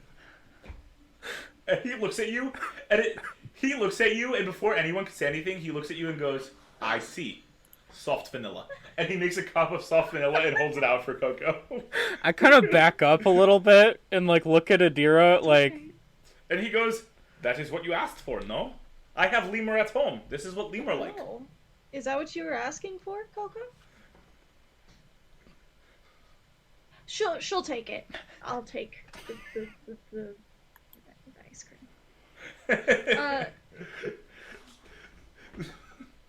If any adults other than Kai were here, this would probably be a much weirder exchange. It's only because it's kids and Kai and Coco that it's normal. And he looks at you, Kai, and goes, "Now, what do you like? I've seen you before. You've got Napolitan." And he pronounces Neapolitan really wrong. And that's not even what you got last time you were here. That's not even what you got. I'll just say, you got it, and I'll do another one of those, please. What are all Right. He takes a scoop and just scoops 3 random flavors and puts them on. So it's like 1 Rocky Road, 1 mint chocolate chip, and like 1 like cinnamon swirl. And they're not even real like Neapolitan flavors. And he shoves the cone in your face and goes, "Here you go." Why are all the food and beverage people thank in you. this city so I mean, he didn't say weird? which Neapolitan. That is Maybe the food smells. is 11 That's what they're gold. bringing. uh Yes, I got it is you. 11 gold. 4 Oh. for each cone and 3 for a monkey. I'll pay it. Money. Cool. So you pay the 11 gold. You're welcome. And you leave the ice cream stand. You guys walk like down that strip as you are having your ice cream, and you enter the magic section. Ren, I need you to make an investigation or perception check, your Yes. choice, to look at the ice creams available to you. Wait, ice creams? Not ice creams. Yes, you're getting more ice cream. No, Okay. the magic stuff available to you. You said investigation or perception? Yeah. Okay. Definitely investigation. Ooh, 18.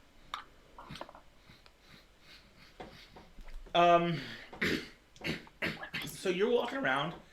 You do find a stand that has magic items, and you find, like, small boxes that have, like, 2 lodestones each that are, like, $5 a box. And you also find another stand that has a bunch of magic items on it, and one of them is, one of these magic item stands is, it says on it, there's a little shelf thing that has a bunch of mysteriously wrapped scrolls, and it says spells. It says spells 3 for $20 gold, and it's like mystery spells. Try your luck. 3 for 20 gold. Man, Lola told me All not the to other spells spend are all much my more gold in expensive one and comes in like. place. All the other spells are much more expensive and come in like $5, $10, $15 packs. I'll split it with you. You say that out loud, and for that.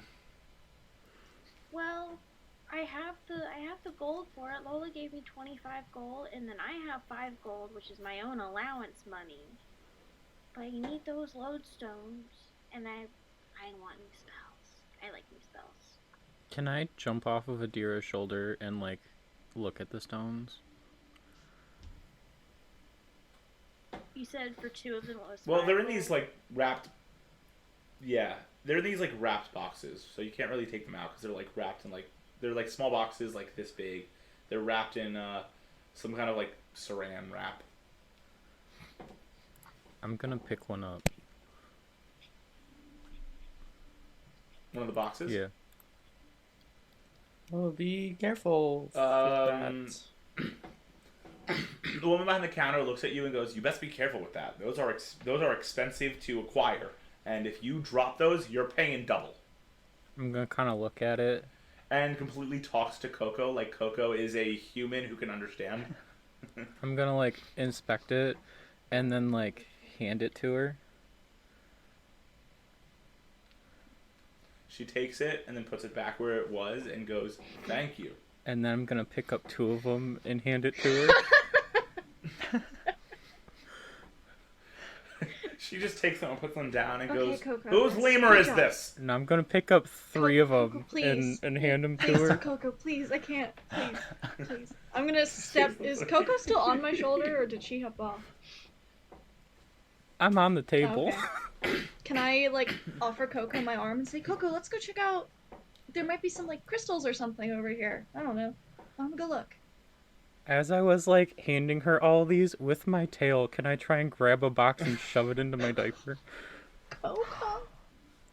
You totally Coco's can. You gonna can make get a us stealth kicked out check. of Falun. That's a 21. A 21 doesn't beat a 23.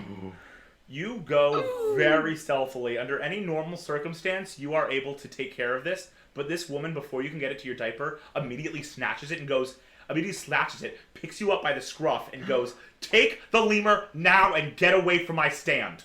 Really angrily. I will grab Coco That and was spicy. say, Ren, if you want to get those stones, get them now. I'm waiting outside with Coco.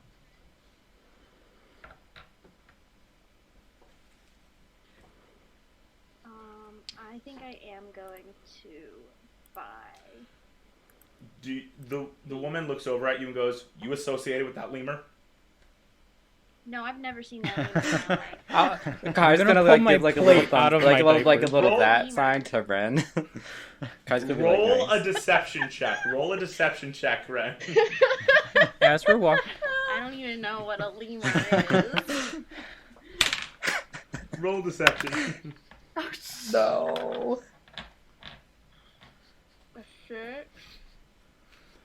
The woman looks at you and goes... The woman looks at you. It's very clear she knows you're not.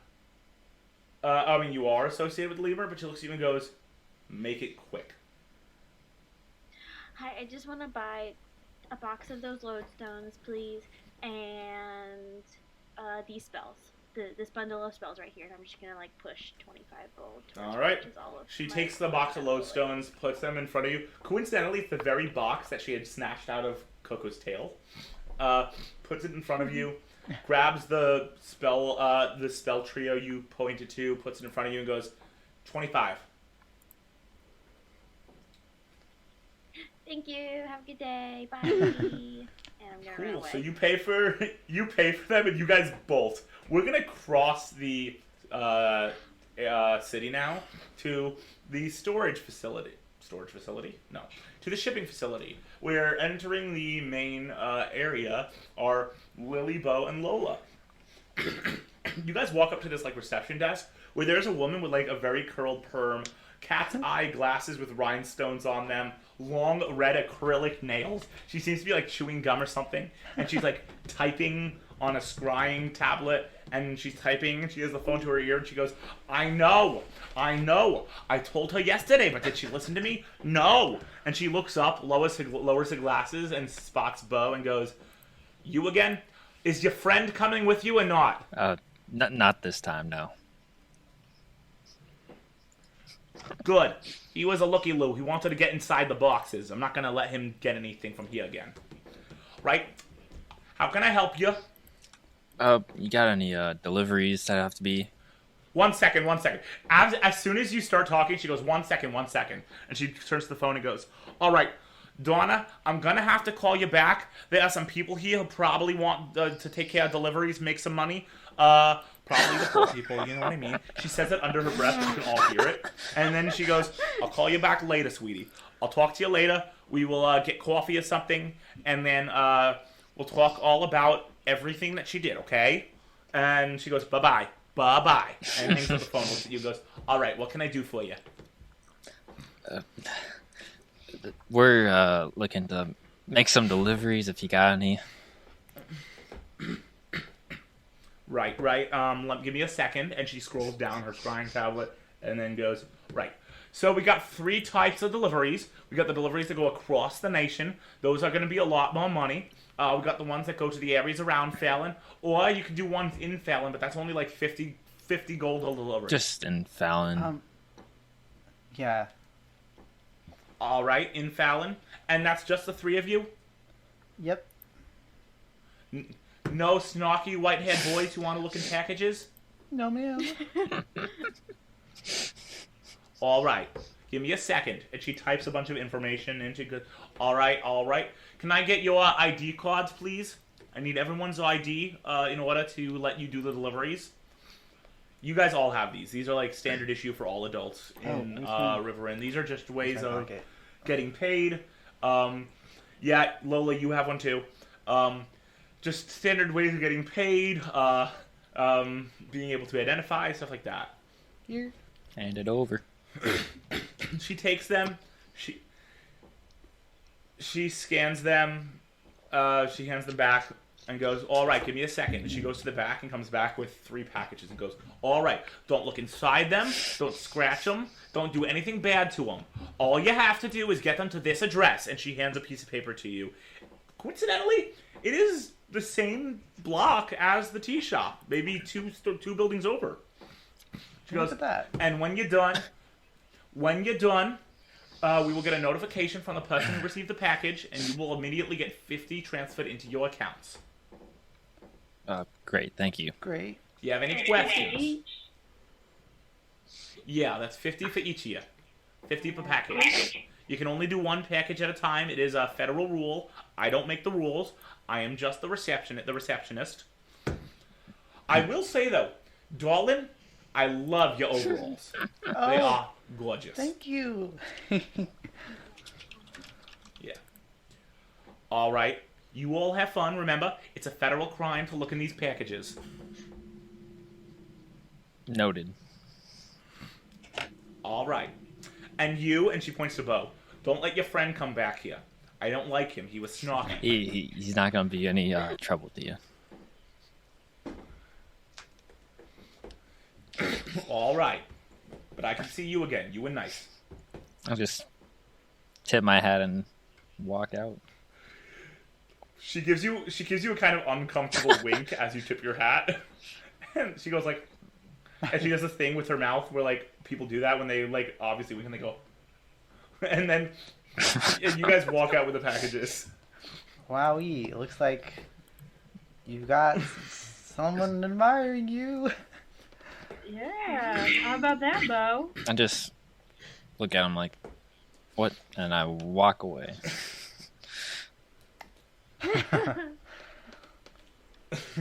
Well, it's a good thing these packages are really close to the tea shop.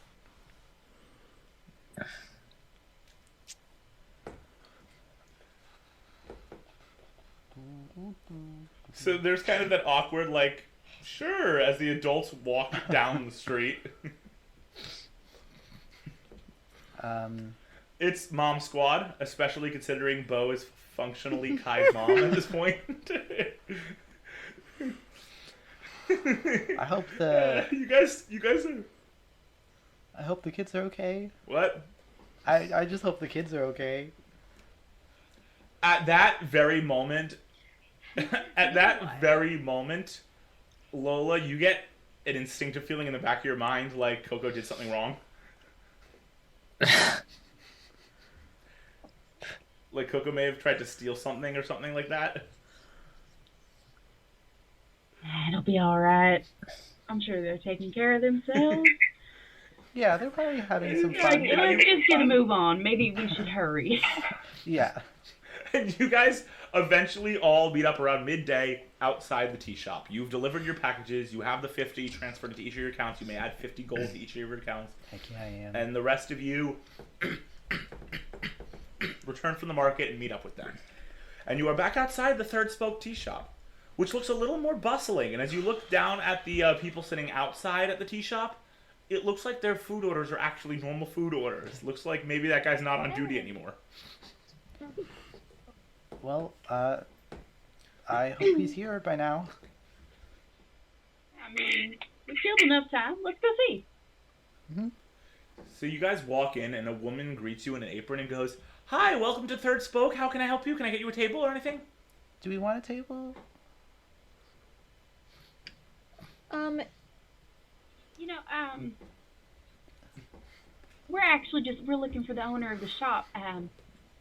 Lily, what was his name? Ah, yeah, that would be Mr. Aldre Vansom. Yes. And you hear a voice from the back of the tea shop go, "Did somebody say my name?"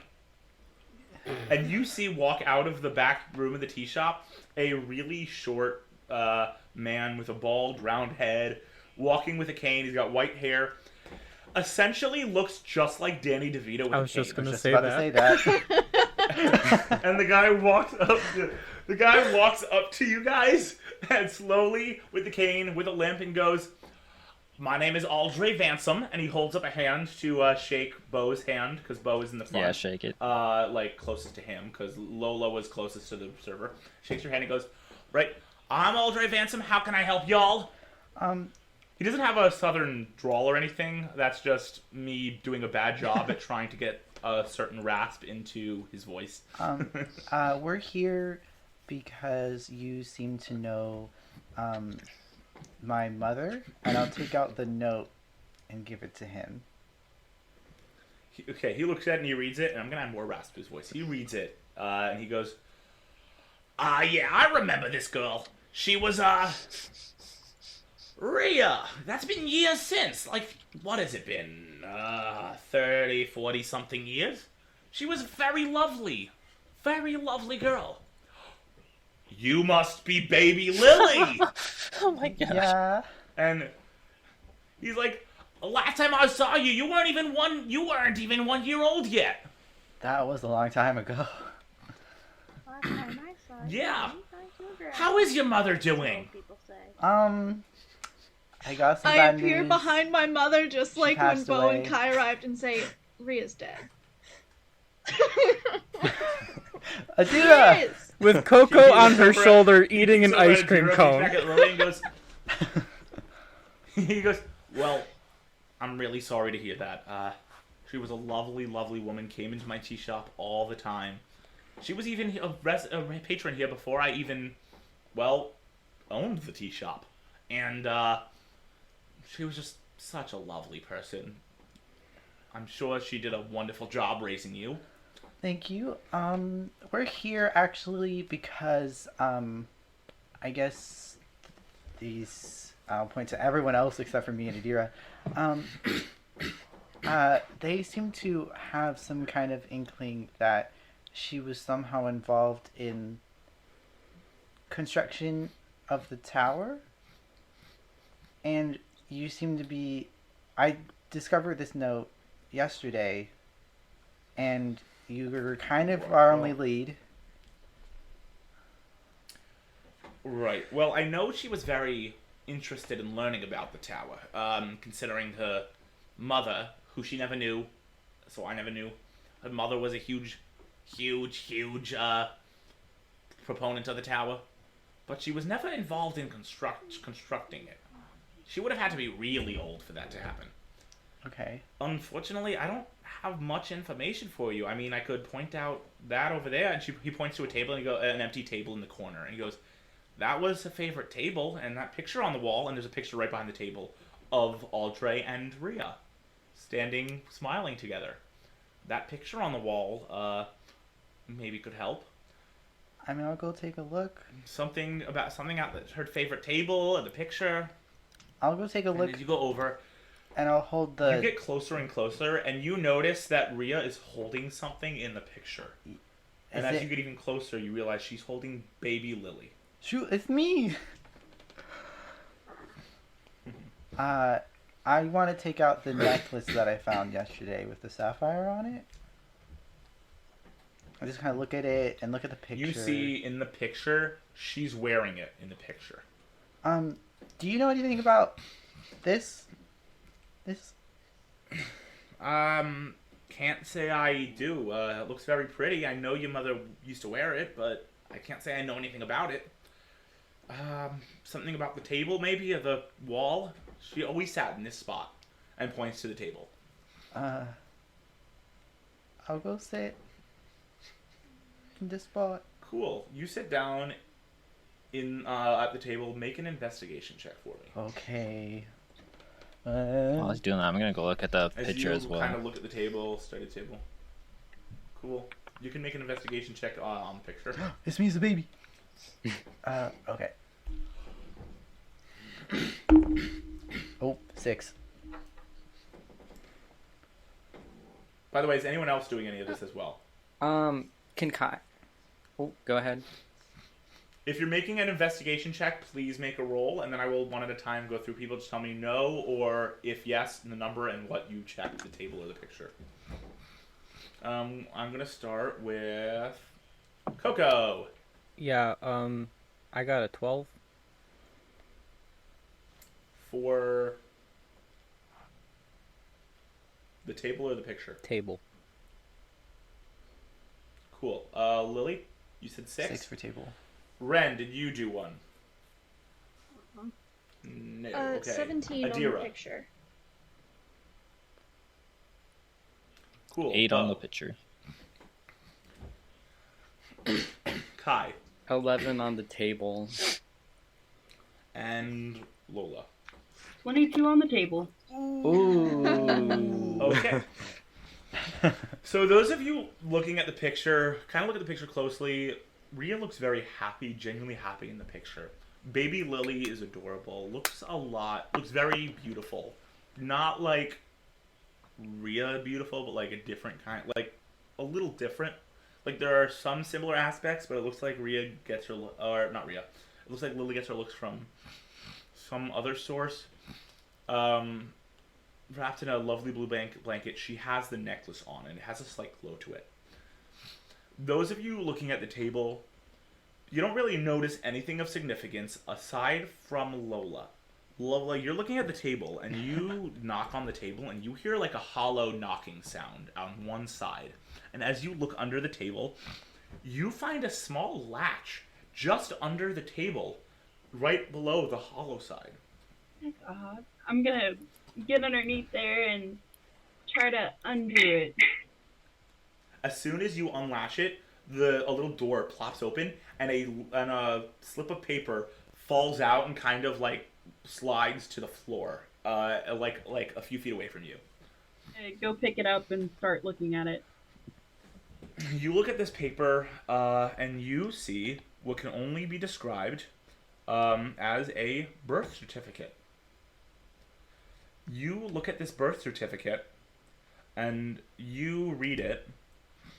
You look at this birth certificate, and you read it, and I'm pulling it up so I can give you details from my end. I'm looking at it from her shoulder, like I've So hopped up, and I'm you like reading this birth certificate. looking at it too. I can't read, but I'm just there. It states it has this green board. It has a green border to it. It's got like the certified stamp on the bottom. It says it says certificate of birth, and under name it says Lily Ivy Burke, and then it says was born to, and it says Ria Adira Burke, and then the next line says not applicable. It has more information on it as well, including a date of birth, size, the city, which is Falun, and the specific hospital. I am going to send it to you all in the important documents, or rather in the maps and images. So give me a second to pull it up and send it. As you come across Lily's birth certificate.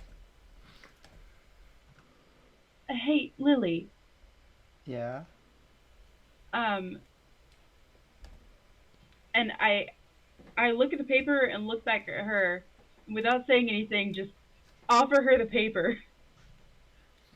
Oh. It's my birth certificate? Yeah, it was in that little, it was in the table. Why is it in a table? At a tea shop. That's so weird. Weird place to put that.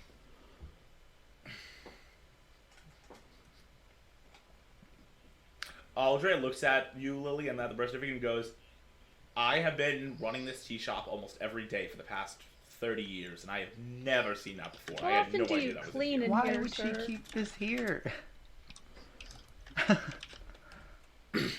all the time. But if there's a secret latch under my table, I wouldn't know that. Would the date stand out to me at all? No, that's your birthday. The only thing that really stands out to you is something you didn't know before, is 4 Points Hospital. You knew everything else that's on here, but you did not know that was the actual hospital of your birth. Uh-huh. Coincidentally enough, it is actually only 3 blocks from you guys. I mean, I don't know. Do you want to go to the hospital I was born in? I mean, we don't really have any other leads right now, so there's a couple names on here. Maybe they're still there. what's that picture you guys were looking at? And I'm gonna lean over and take a look at it. It is a picture of... You see the picture of Ria and Aldre, and Ria is holding baby Lily, and she has the necklace on. It doesn't seem like there's anything beyond that. It seems like the picture was more of a memorial thing put up by Aldre than something like the birth Hey, certificate. Ren. You're good at, like, magic stuff, right? Mom, Yeah, a would little you bit. be okay letting Ren check out Why? your necklace just to see if there's anything magic about it? I'm just curious. Sure. I'll give Ren the necklace.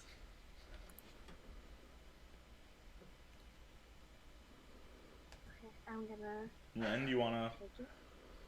make an Arcana Like, check? very, very You gingerly. can make an Arcana check. And cast Identify. Cool. What's the spell gonna have? You have Identify, right. So you cast Identify, and you hear a voice in your head that speaks in an interesting accent, and it goes oh, you betcha, I can definitely identify this for you.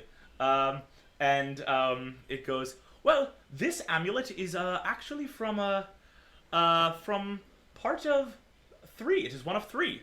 It contains a shard of sapphire that has traces of powerful divine magic that appears that appears to give more than just simple protection. Anyone wearing this gets +2 to their charisma. And in your head, you have a moment where you're like, +2? What's that? And it goes, you also have advantage on any persuasion rolls you make, or win the favor, or when you're trying to win the favor or support from another creature. And that's also confusing. Persuasion rolls. What is this thing talking about? But that's what you get from it. And then you hear the voice go, well, it's actually one of 3 parts that together make up the full sapphire.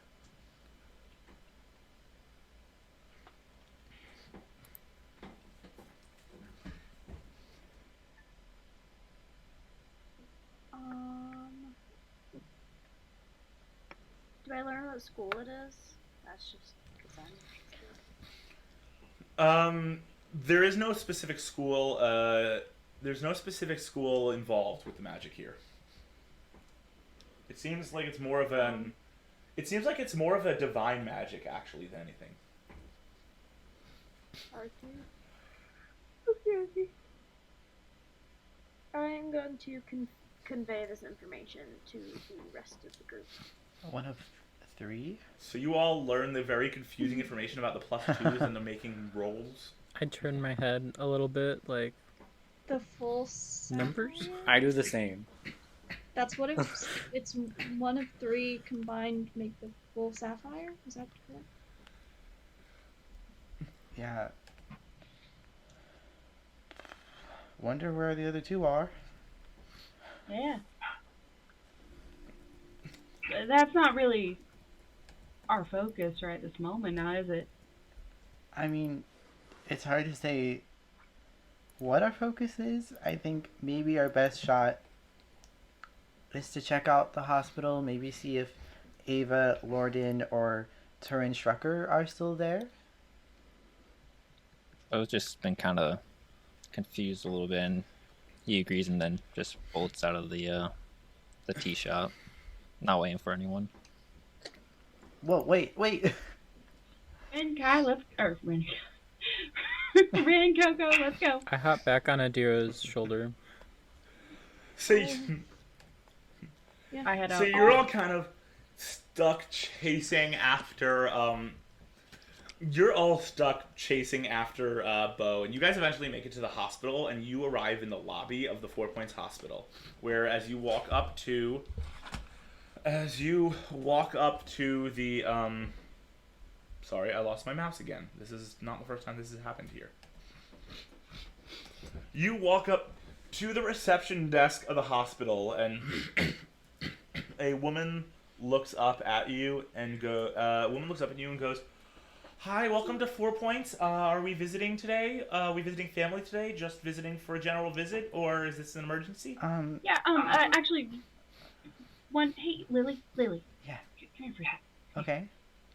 You know what, Rand just, and I'm whispering to Lily, you know what Rand just said about some weird, something about persuasion or something? Yeah. With your necklace? Yeah.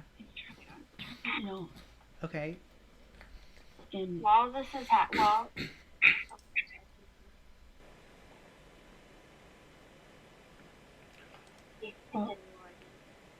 okay. What are you doing while they're talking? well, she asked if it was an emergency or like if we're visiting family, and like the adults just ran off, so Ren is left to talk in their stead. He's like, I don't think it's an emergency, but we ran here pretty quickly. Bo. Why did we run I here don't think pretty we're quick? hurt. Bo. Are you visiting anyone who's here? I don't Are think you visiting anyone who's currently here? Right, well then I can get you a visitation appointment. We only allow so many people who are not here visiting specific people at one time. So I will have to schedule you for a visitation appointment. Fortunately, we did just have a cancellation, so we can get you in about a half hour if you wait in the lobby until then. My mom is over there. She needs to make my appointment. Excuse me. Is Right. We can is put you in Ava as... Jordan or Turin Yes, hi. Shirker here? Ava was the chief of medicine. She doesn't say that. She says... She doesn't phrase it that way. She says, We've been done with our conversation, by the way. That was all Doctor- that Lola had. It was supposed to be a quick aside. Dr. Lorden... Yeah, cool. She says, well, Dr. Lorden's been retired for several years, and Turin Shirker was the governor of the city for a while back, like 20, 30 years ago or so.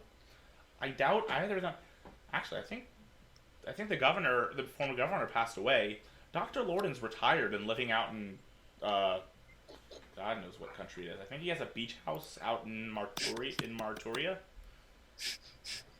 Shoot. He's been living at. Can I walk up to her and like hold up the birth certificate and just be like, "Hey, I found this birth certificate hidden in a table in a tea shop in a different city than where I lived with my mom for the majority of my life. Is there any way that you could help me figure out why that could be?" I can't personally, but if you are willing to wait a half hour, we have an opening that is not yet closed for a general visit that we can give to you, and you can go over to records. Former patients of the hospital are allowed to take out their own records. Maybe that could be a help? I guess. Do you have... It will have the information on... It will probably have doctor's information on your birth. I think that might be helpful, I guess. Yeah, okay. Wonderful. Great. I will put that appointment in. And she types a bit into her thing and she says, and the name is, and she looks at the birth certificate, types in your name, she goes, right, well, your group can be admitted past these doors, and she points to a set of double doors. In 1/2 hour, I will call you up and you can go through, if you could just wait in the lobby in the meantime. Okay. Cool. Do you guys do anything while you're waiting in the lobby? Kai wants to... This answer does not have to be yes. Kai just wants to pull Yes, Kai, what are you up to? Bo aside really quickly. What was that? Why did you run out of the tea shop so fast?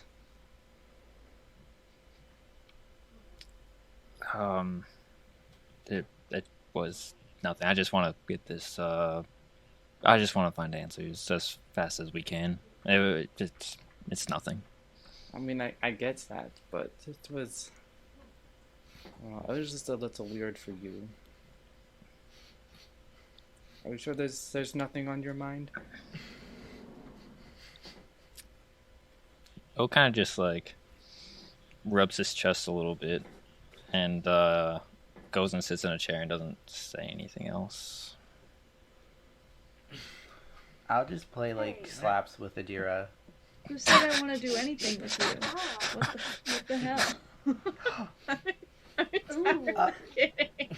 I'm entirely kidding. What are we doing? Snaps? We're playing slaps. What are we doing? We're playing slaps. The slaps, the game where you give your hands like this, and then That the seems person like a does game that Ren thing, would tries to like have your way hand more pull than away. me. I don't know why you picked me. Because Ren's not my child. Oh my god, I thought that was Joe. I thought that was So Joe. you guys wait a half hour hold on. doing I what? wasn't looking. I was reading through the building. I thought that was Kai. I thought Kai wanted to play with me. No. No, Lily, of course I'll play with you. I'm so sorry, Mom. I love you very much. Okay. I thought Kai was trying to bond with me, and I wasn't here for it. Oh, no.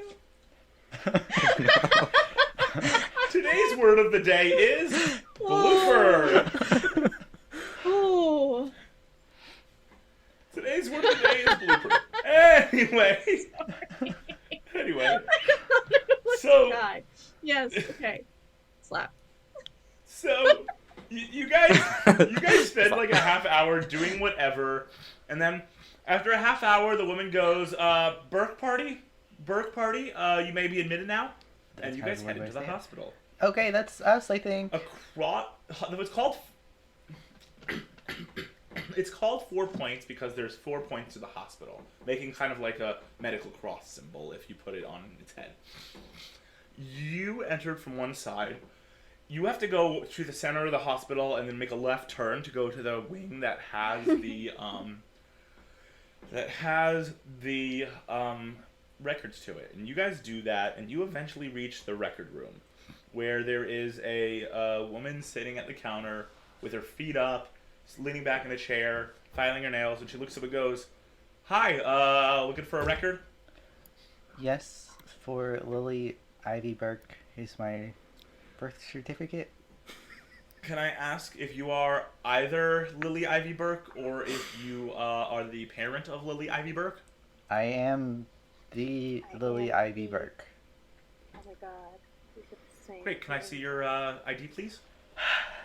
Here you go. She looks at it, looks at the picture, looks at you, and goes, "Fantastic," and hands it back. And she goes into the records shelves. She's gone for about 3 minutes, and then she comes back and puts a small folder. It's small because that was the only time you were ever at this hospital, in front of you, and goes, "Right.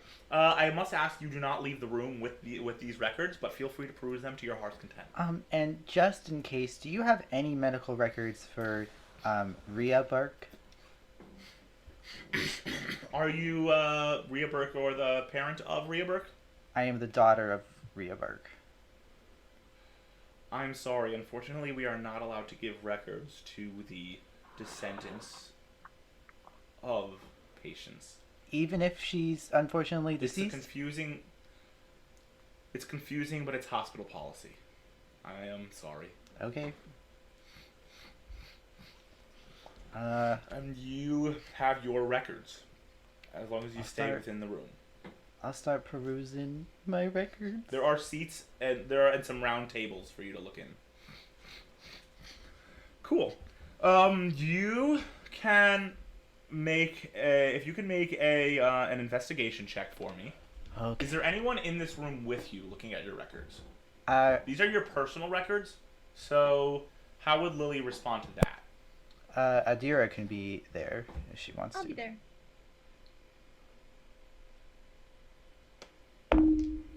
Cool, then Adira can also make an investigation. That's good, because I got a 7. I'm not investigating. Ooh, that's a nat 20, baby. Yes, my Yes. daughter coming in Amazing. clutch. Excellent.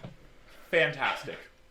With that nat 20, you immediately see, like, the main pages. Rhea Adira Burke gave birth to Lily Ivy Burke on the 15th of K Forest in the year 1521 SA. It says Lily was born in room 201. With that nat 20, you also find a small slip of paper that was very easy to miss. That says that it has a note on it that essentially states that there was that the room 201 is no longer in the maternity ward. The maternity ward moved about 7 years ago, and they updated all these records, it seemed, to show that. The maternity ward that she was born into is now the Magical Diseases and Curses ward, which is on the other side of the building. You would have gone the wrong way if you had chosen to go to the room 201 in the current maternity ward. There is also a slip that says that an unnamed woman, referred to as the Guardian, was present at her birth as well. I don't like that. Interesting. Mom, this paper here, says the room that you were born in, it's not part of the maternity wing anymore. It's for magical diseases and curses. And there was a woman named the Guardian there at your birth? Yeah. That's weird. Yeah. I guess maybe we can see if we can look in the room? Maybe somebody can give us more information as to who the Guardian is.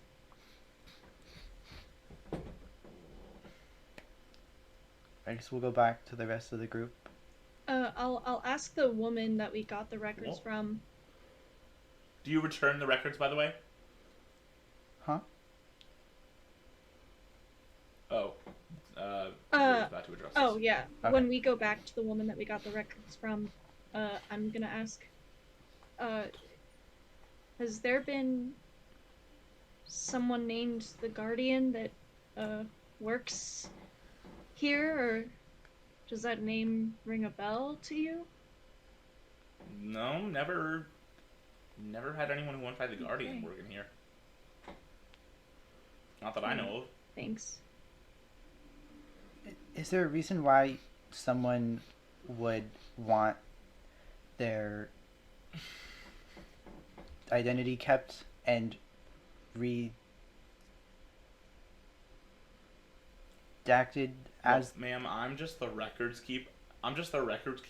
I would not know. I didn't start this job until 2 years ago, so I'm sorry, I don't have your information. All right. Do you know somebody who could give us more information? Maybe one of the senior maternity doctors? Well, there wouldn't be any record of the doctor who birthed me, would there? Yeah, she looks through your records and goes, looks like it was, a woman named Dr. Rubless. She actually still works here. What do you know? She's the head doctor now. Okay.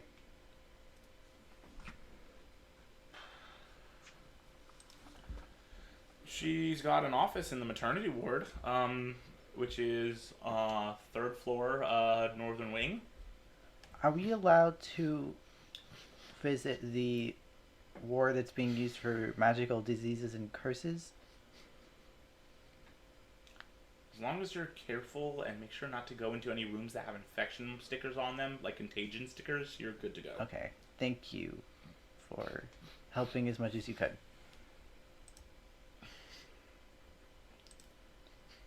I'm happy to help. I'll turn to the group. And where do you go back to the group? Yeah. So we have a couple options. There's a doctor that still works here that was the doctor that birthed me.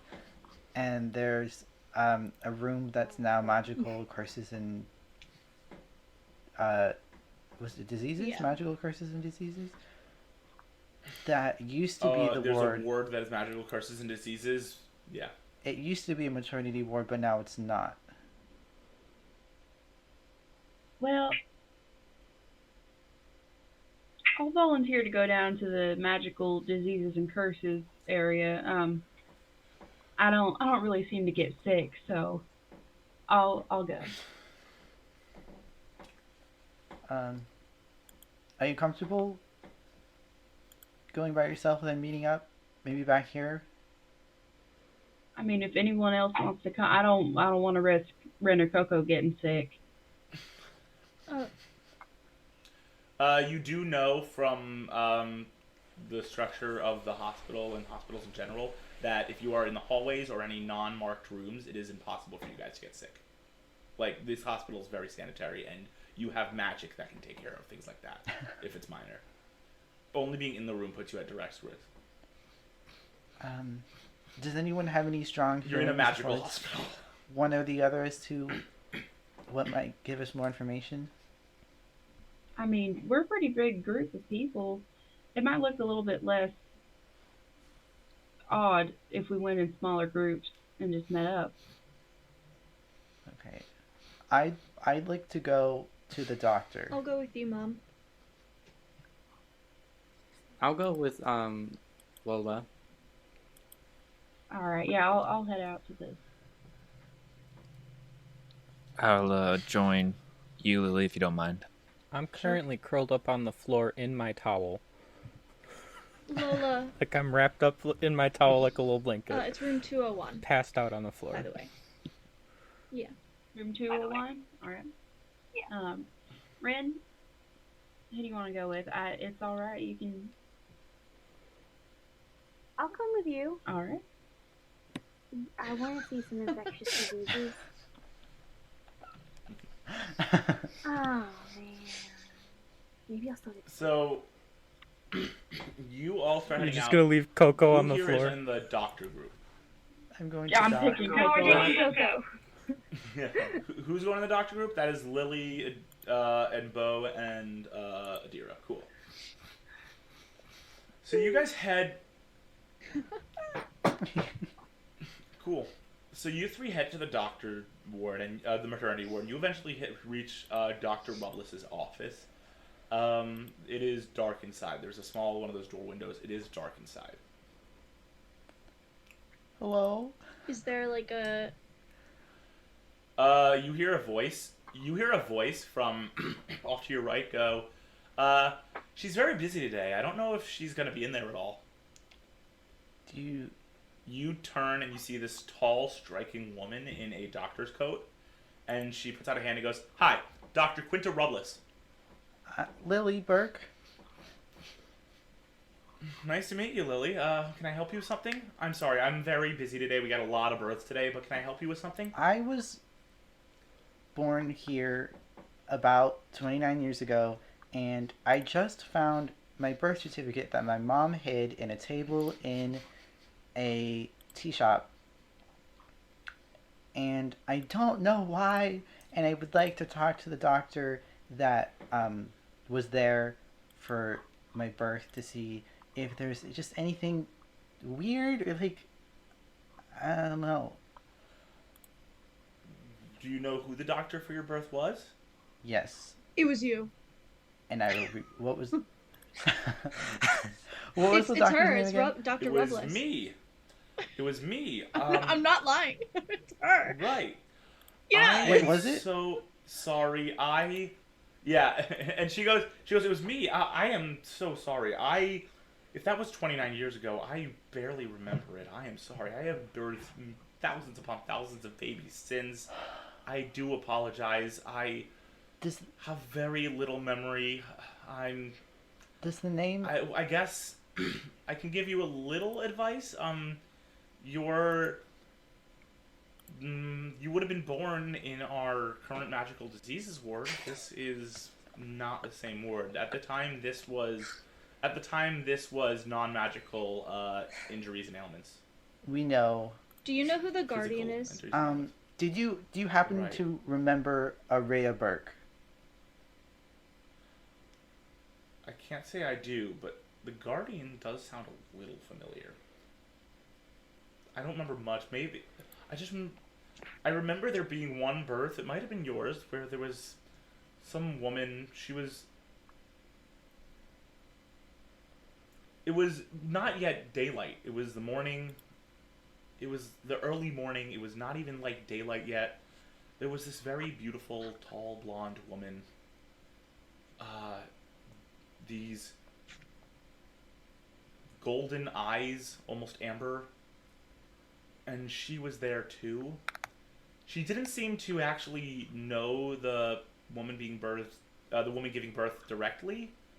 Didn't seem like they came together. But she wanted to be a part of it. Very beautiful woman. Very beautiful. Tall, blonde. Honestly, I like to think I'm pretty beautiful, and she made me envious. She just went by the Guardian. Well, It was not even daylight yet. It was still nighttime when this happened. So I remember that. I guess if that's all you have, then I'll leave That's you all I remember. be. I apologize. I'm sorry. I have to go. I have another birth, like, now. I'm just getting paged. I gotta go. And she runs off, and she calls behind over her shoulder. It was You're really nice to meet you, cool. though. I don't say that to a lot of people, but you're And really she turns the corner. Bye. Thank you. Cool. And what are you guys doing? I want to say something to my I guess mom we'll. quick. Hey, Oh. Mom. And Bo, you can hear this too. Look, I don't know what we're stumbling into. We're learning more about Grandma every day. I don't look. Bo and Kai were looking for you, Rhea, for this. Who knows if there are other people also looking for you and or Rhea. So maybe we don't tell people that you found your birth certificate in a table in a tea shop. Maybe that's something we want to keep to ourselves. I've read a lot of books, and it seems like things are expanding, and typically when that's happening, you might want to just keep that here. I mean, those are books. I mean, it's still kind of strange that your birth certificate was And there in was a woman tea named shop. the Guardian that was So- like unearthly beautiful at your birth, Mom. This doesn't seem very normal anymore. This seems like a book. So, I'm just going on what I know. Does anyone know, like, beautiful, like, women?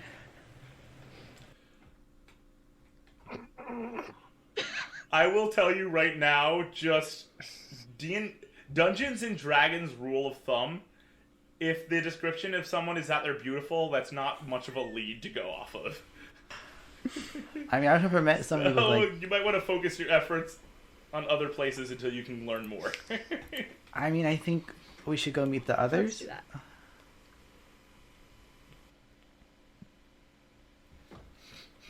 So you guys head off to go to the others. Meanwhile, the rest of you arrive in the magical curses and diseases ward. Most of the doors are closed. A good 2/3 of them have this logo slapped on them. You do eventually find one door that is not, like, the door's closed, but it doesn't have that. It has like a logo on it that seems to suggest that the patients are at dangerous levels of their curses, but it's not contagious at all, it seems. So it seems safe to go into. You can also look through the window. The lights are off, but the partitions aren't closed, so you can see that the 3 patients in those... There are 4 beds with 3 patients in them. They're all asleep. And it's room 201, by the way. I forgot to mention that. Ooh. I mean, this is the room, so...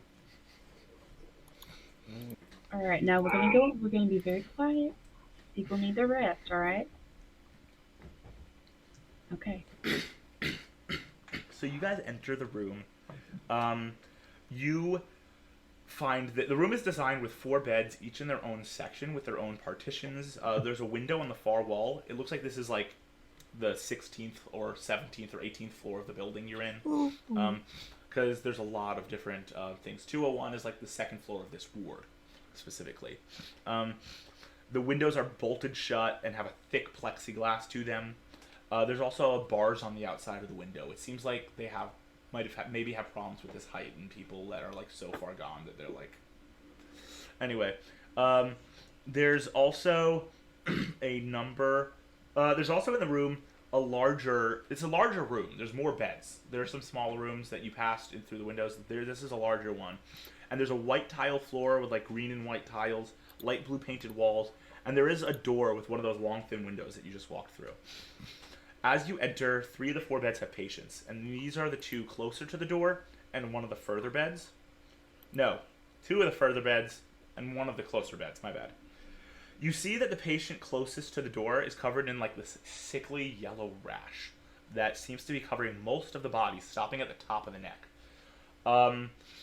There are other patients too with like sickly green skin that looks somewhat decayed, and all of them are asleep.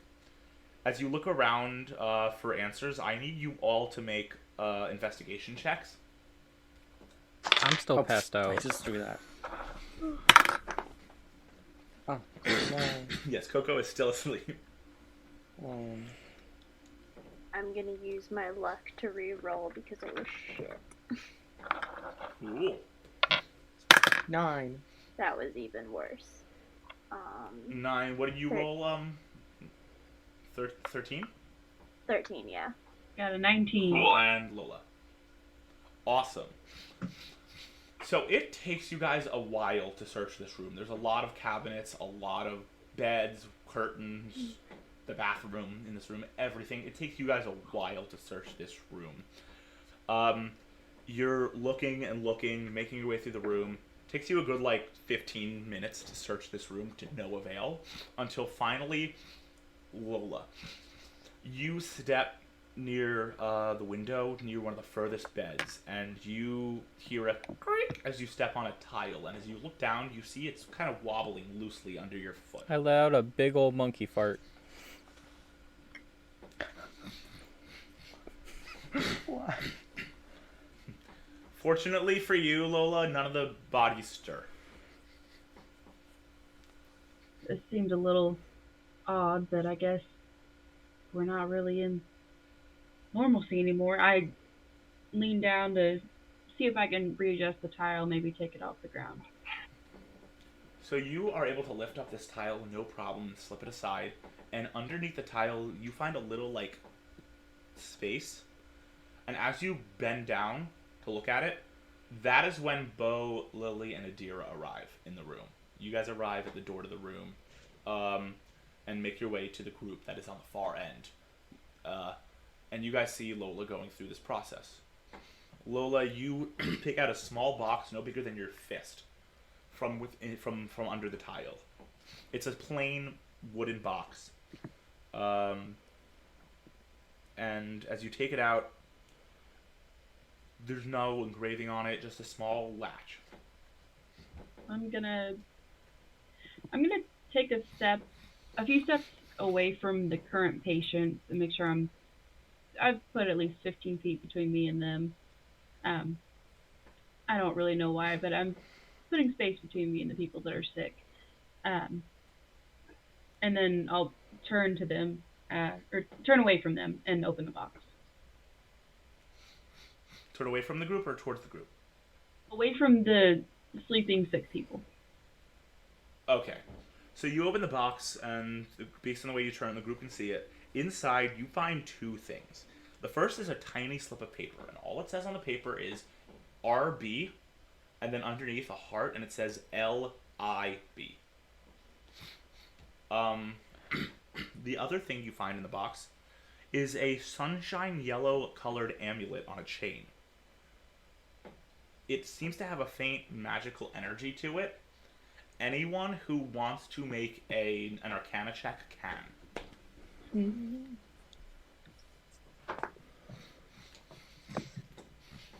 Hey, I got a 21. Got a 12. I got a 21 as well.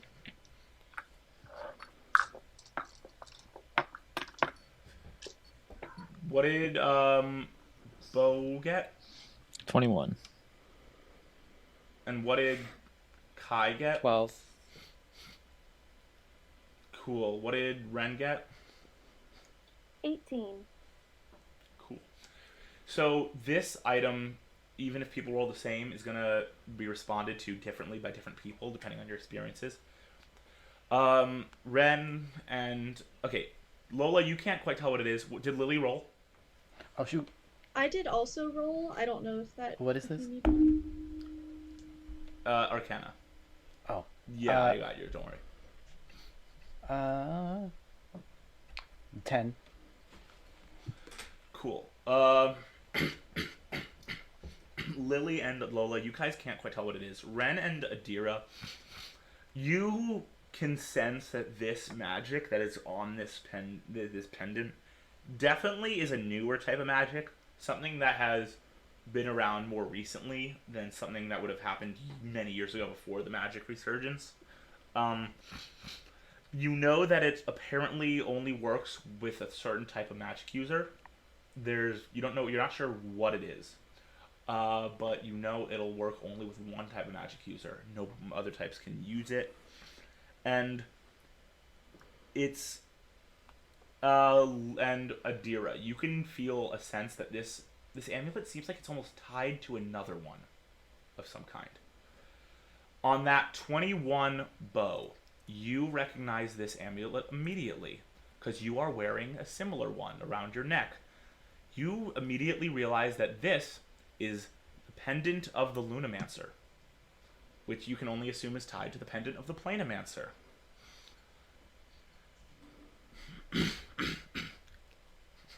Is Okay. I'm gonna go up to it and You you mind? you also obviously know, just to giving a reminder, just for anyone who might require it, you obviously know this, Bo. There are 4 new arcane arts: chronomancy, echomancy, lunamancy, and planomancy. Chronomancy and echomancy, the study of time and space, are considered tied, and lunamancy and planomancy, the study of light and dimension, are considered to be tied. If this is the pendant of lunamancy, study of light, there has to be a pendant of planomancy somewhere that is tied to it. Lily, you mind if I see that necklace real quick, or that amulet? Yeah, sure. I mean, here. Wait, Wait, did I say Lily or Lola? I don't know. No, I heard Lola. Oh, I thought I did. I wasn't sure. That's my bad. Kai, you're not sure what it is, but it looks very familiar to you. Lily, I think here. There's a note in the box. Oh. And it's RB You see the note, and then Lily. LIB. In a heart it says LIB, which, yeah. I'll put it in my pocket. Lovely. Kai, take out your amulet real quick. Okay, I'll just hold it up because I wear it. It's already out. I'm just like, okay. Yeah, I just... So now you guys can see in front of you. You have Kai's wearing the one with an emerald green gem. Bo, do you have yours out? No, I do not. No. Okay. Bo is holding the one with a sunshine yellow gem. Well, maybe this is a long shot, but maybe someone else has the final amulet. Maybe someone who knows something. I'm just spitballing here, but I'd love to I have no theorize idea. about this more, but maybe we can do so not in a room of sick people. Can we go now? Did we get... So, Adira, you say that, and almost perfectly on cue, you guys Wow. start to hear a creaking sound coming from closer to the front of the room. And as you guys turn, you feel a chill, and you see you see rising from the body with the yellow rash, this ghastly, large, all-black shadow. It gets bigger and bigger with piercing yellow eyes, a very sickly yellow, not the same as the amulet at all. It stares deep into all of your souls. You can feel it. It's so chilling that Coco, even you instinctively I wake up with a fart. That's how chilling this is. This thing raises its arms wide and suddenly appears right in between you and the door. You as a group and the door. It is large. And it emits a horrifying screech. So loud, some of you can't help but cover your ears.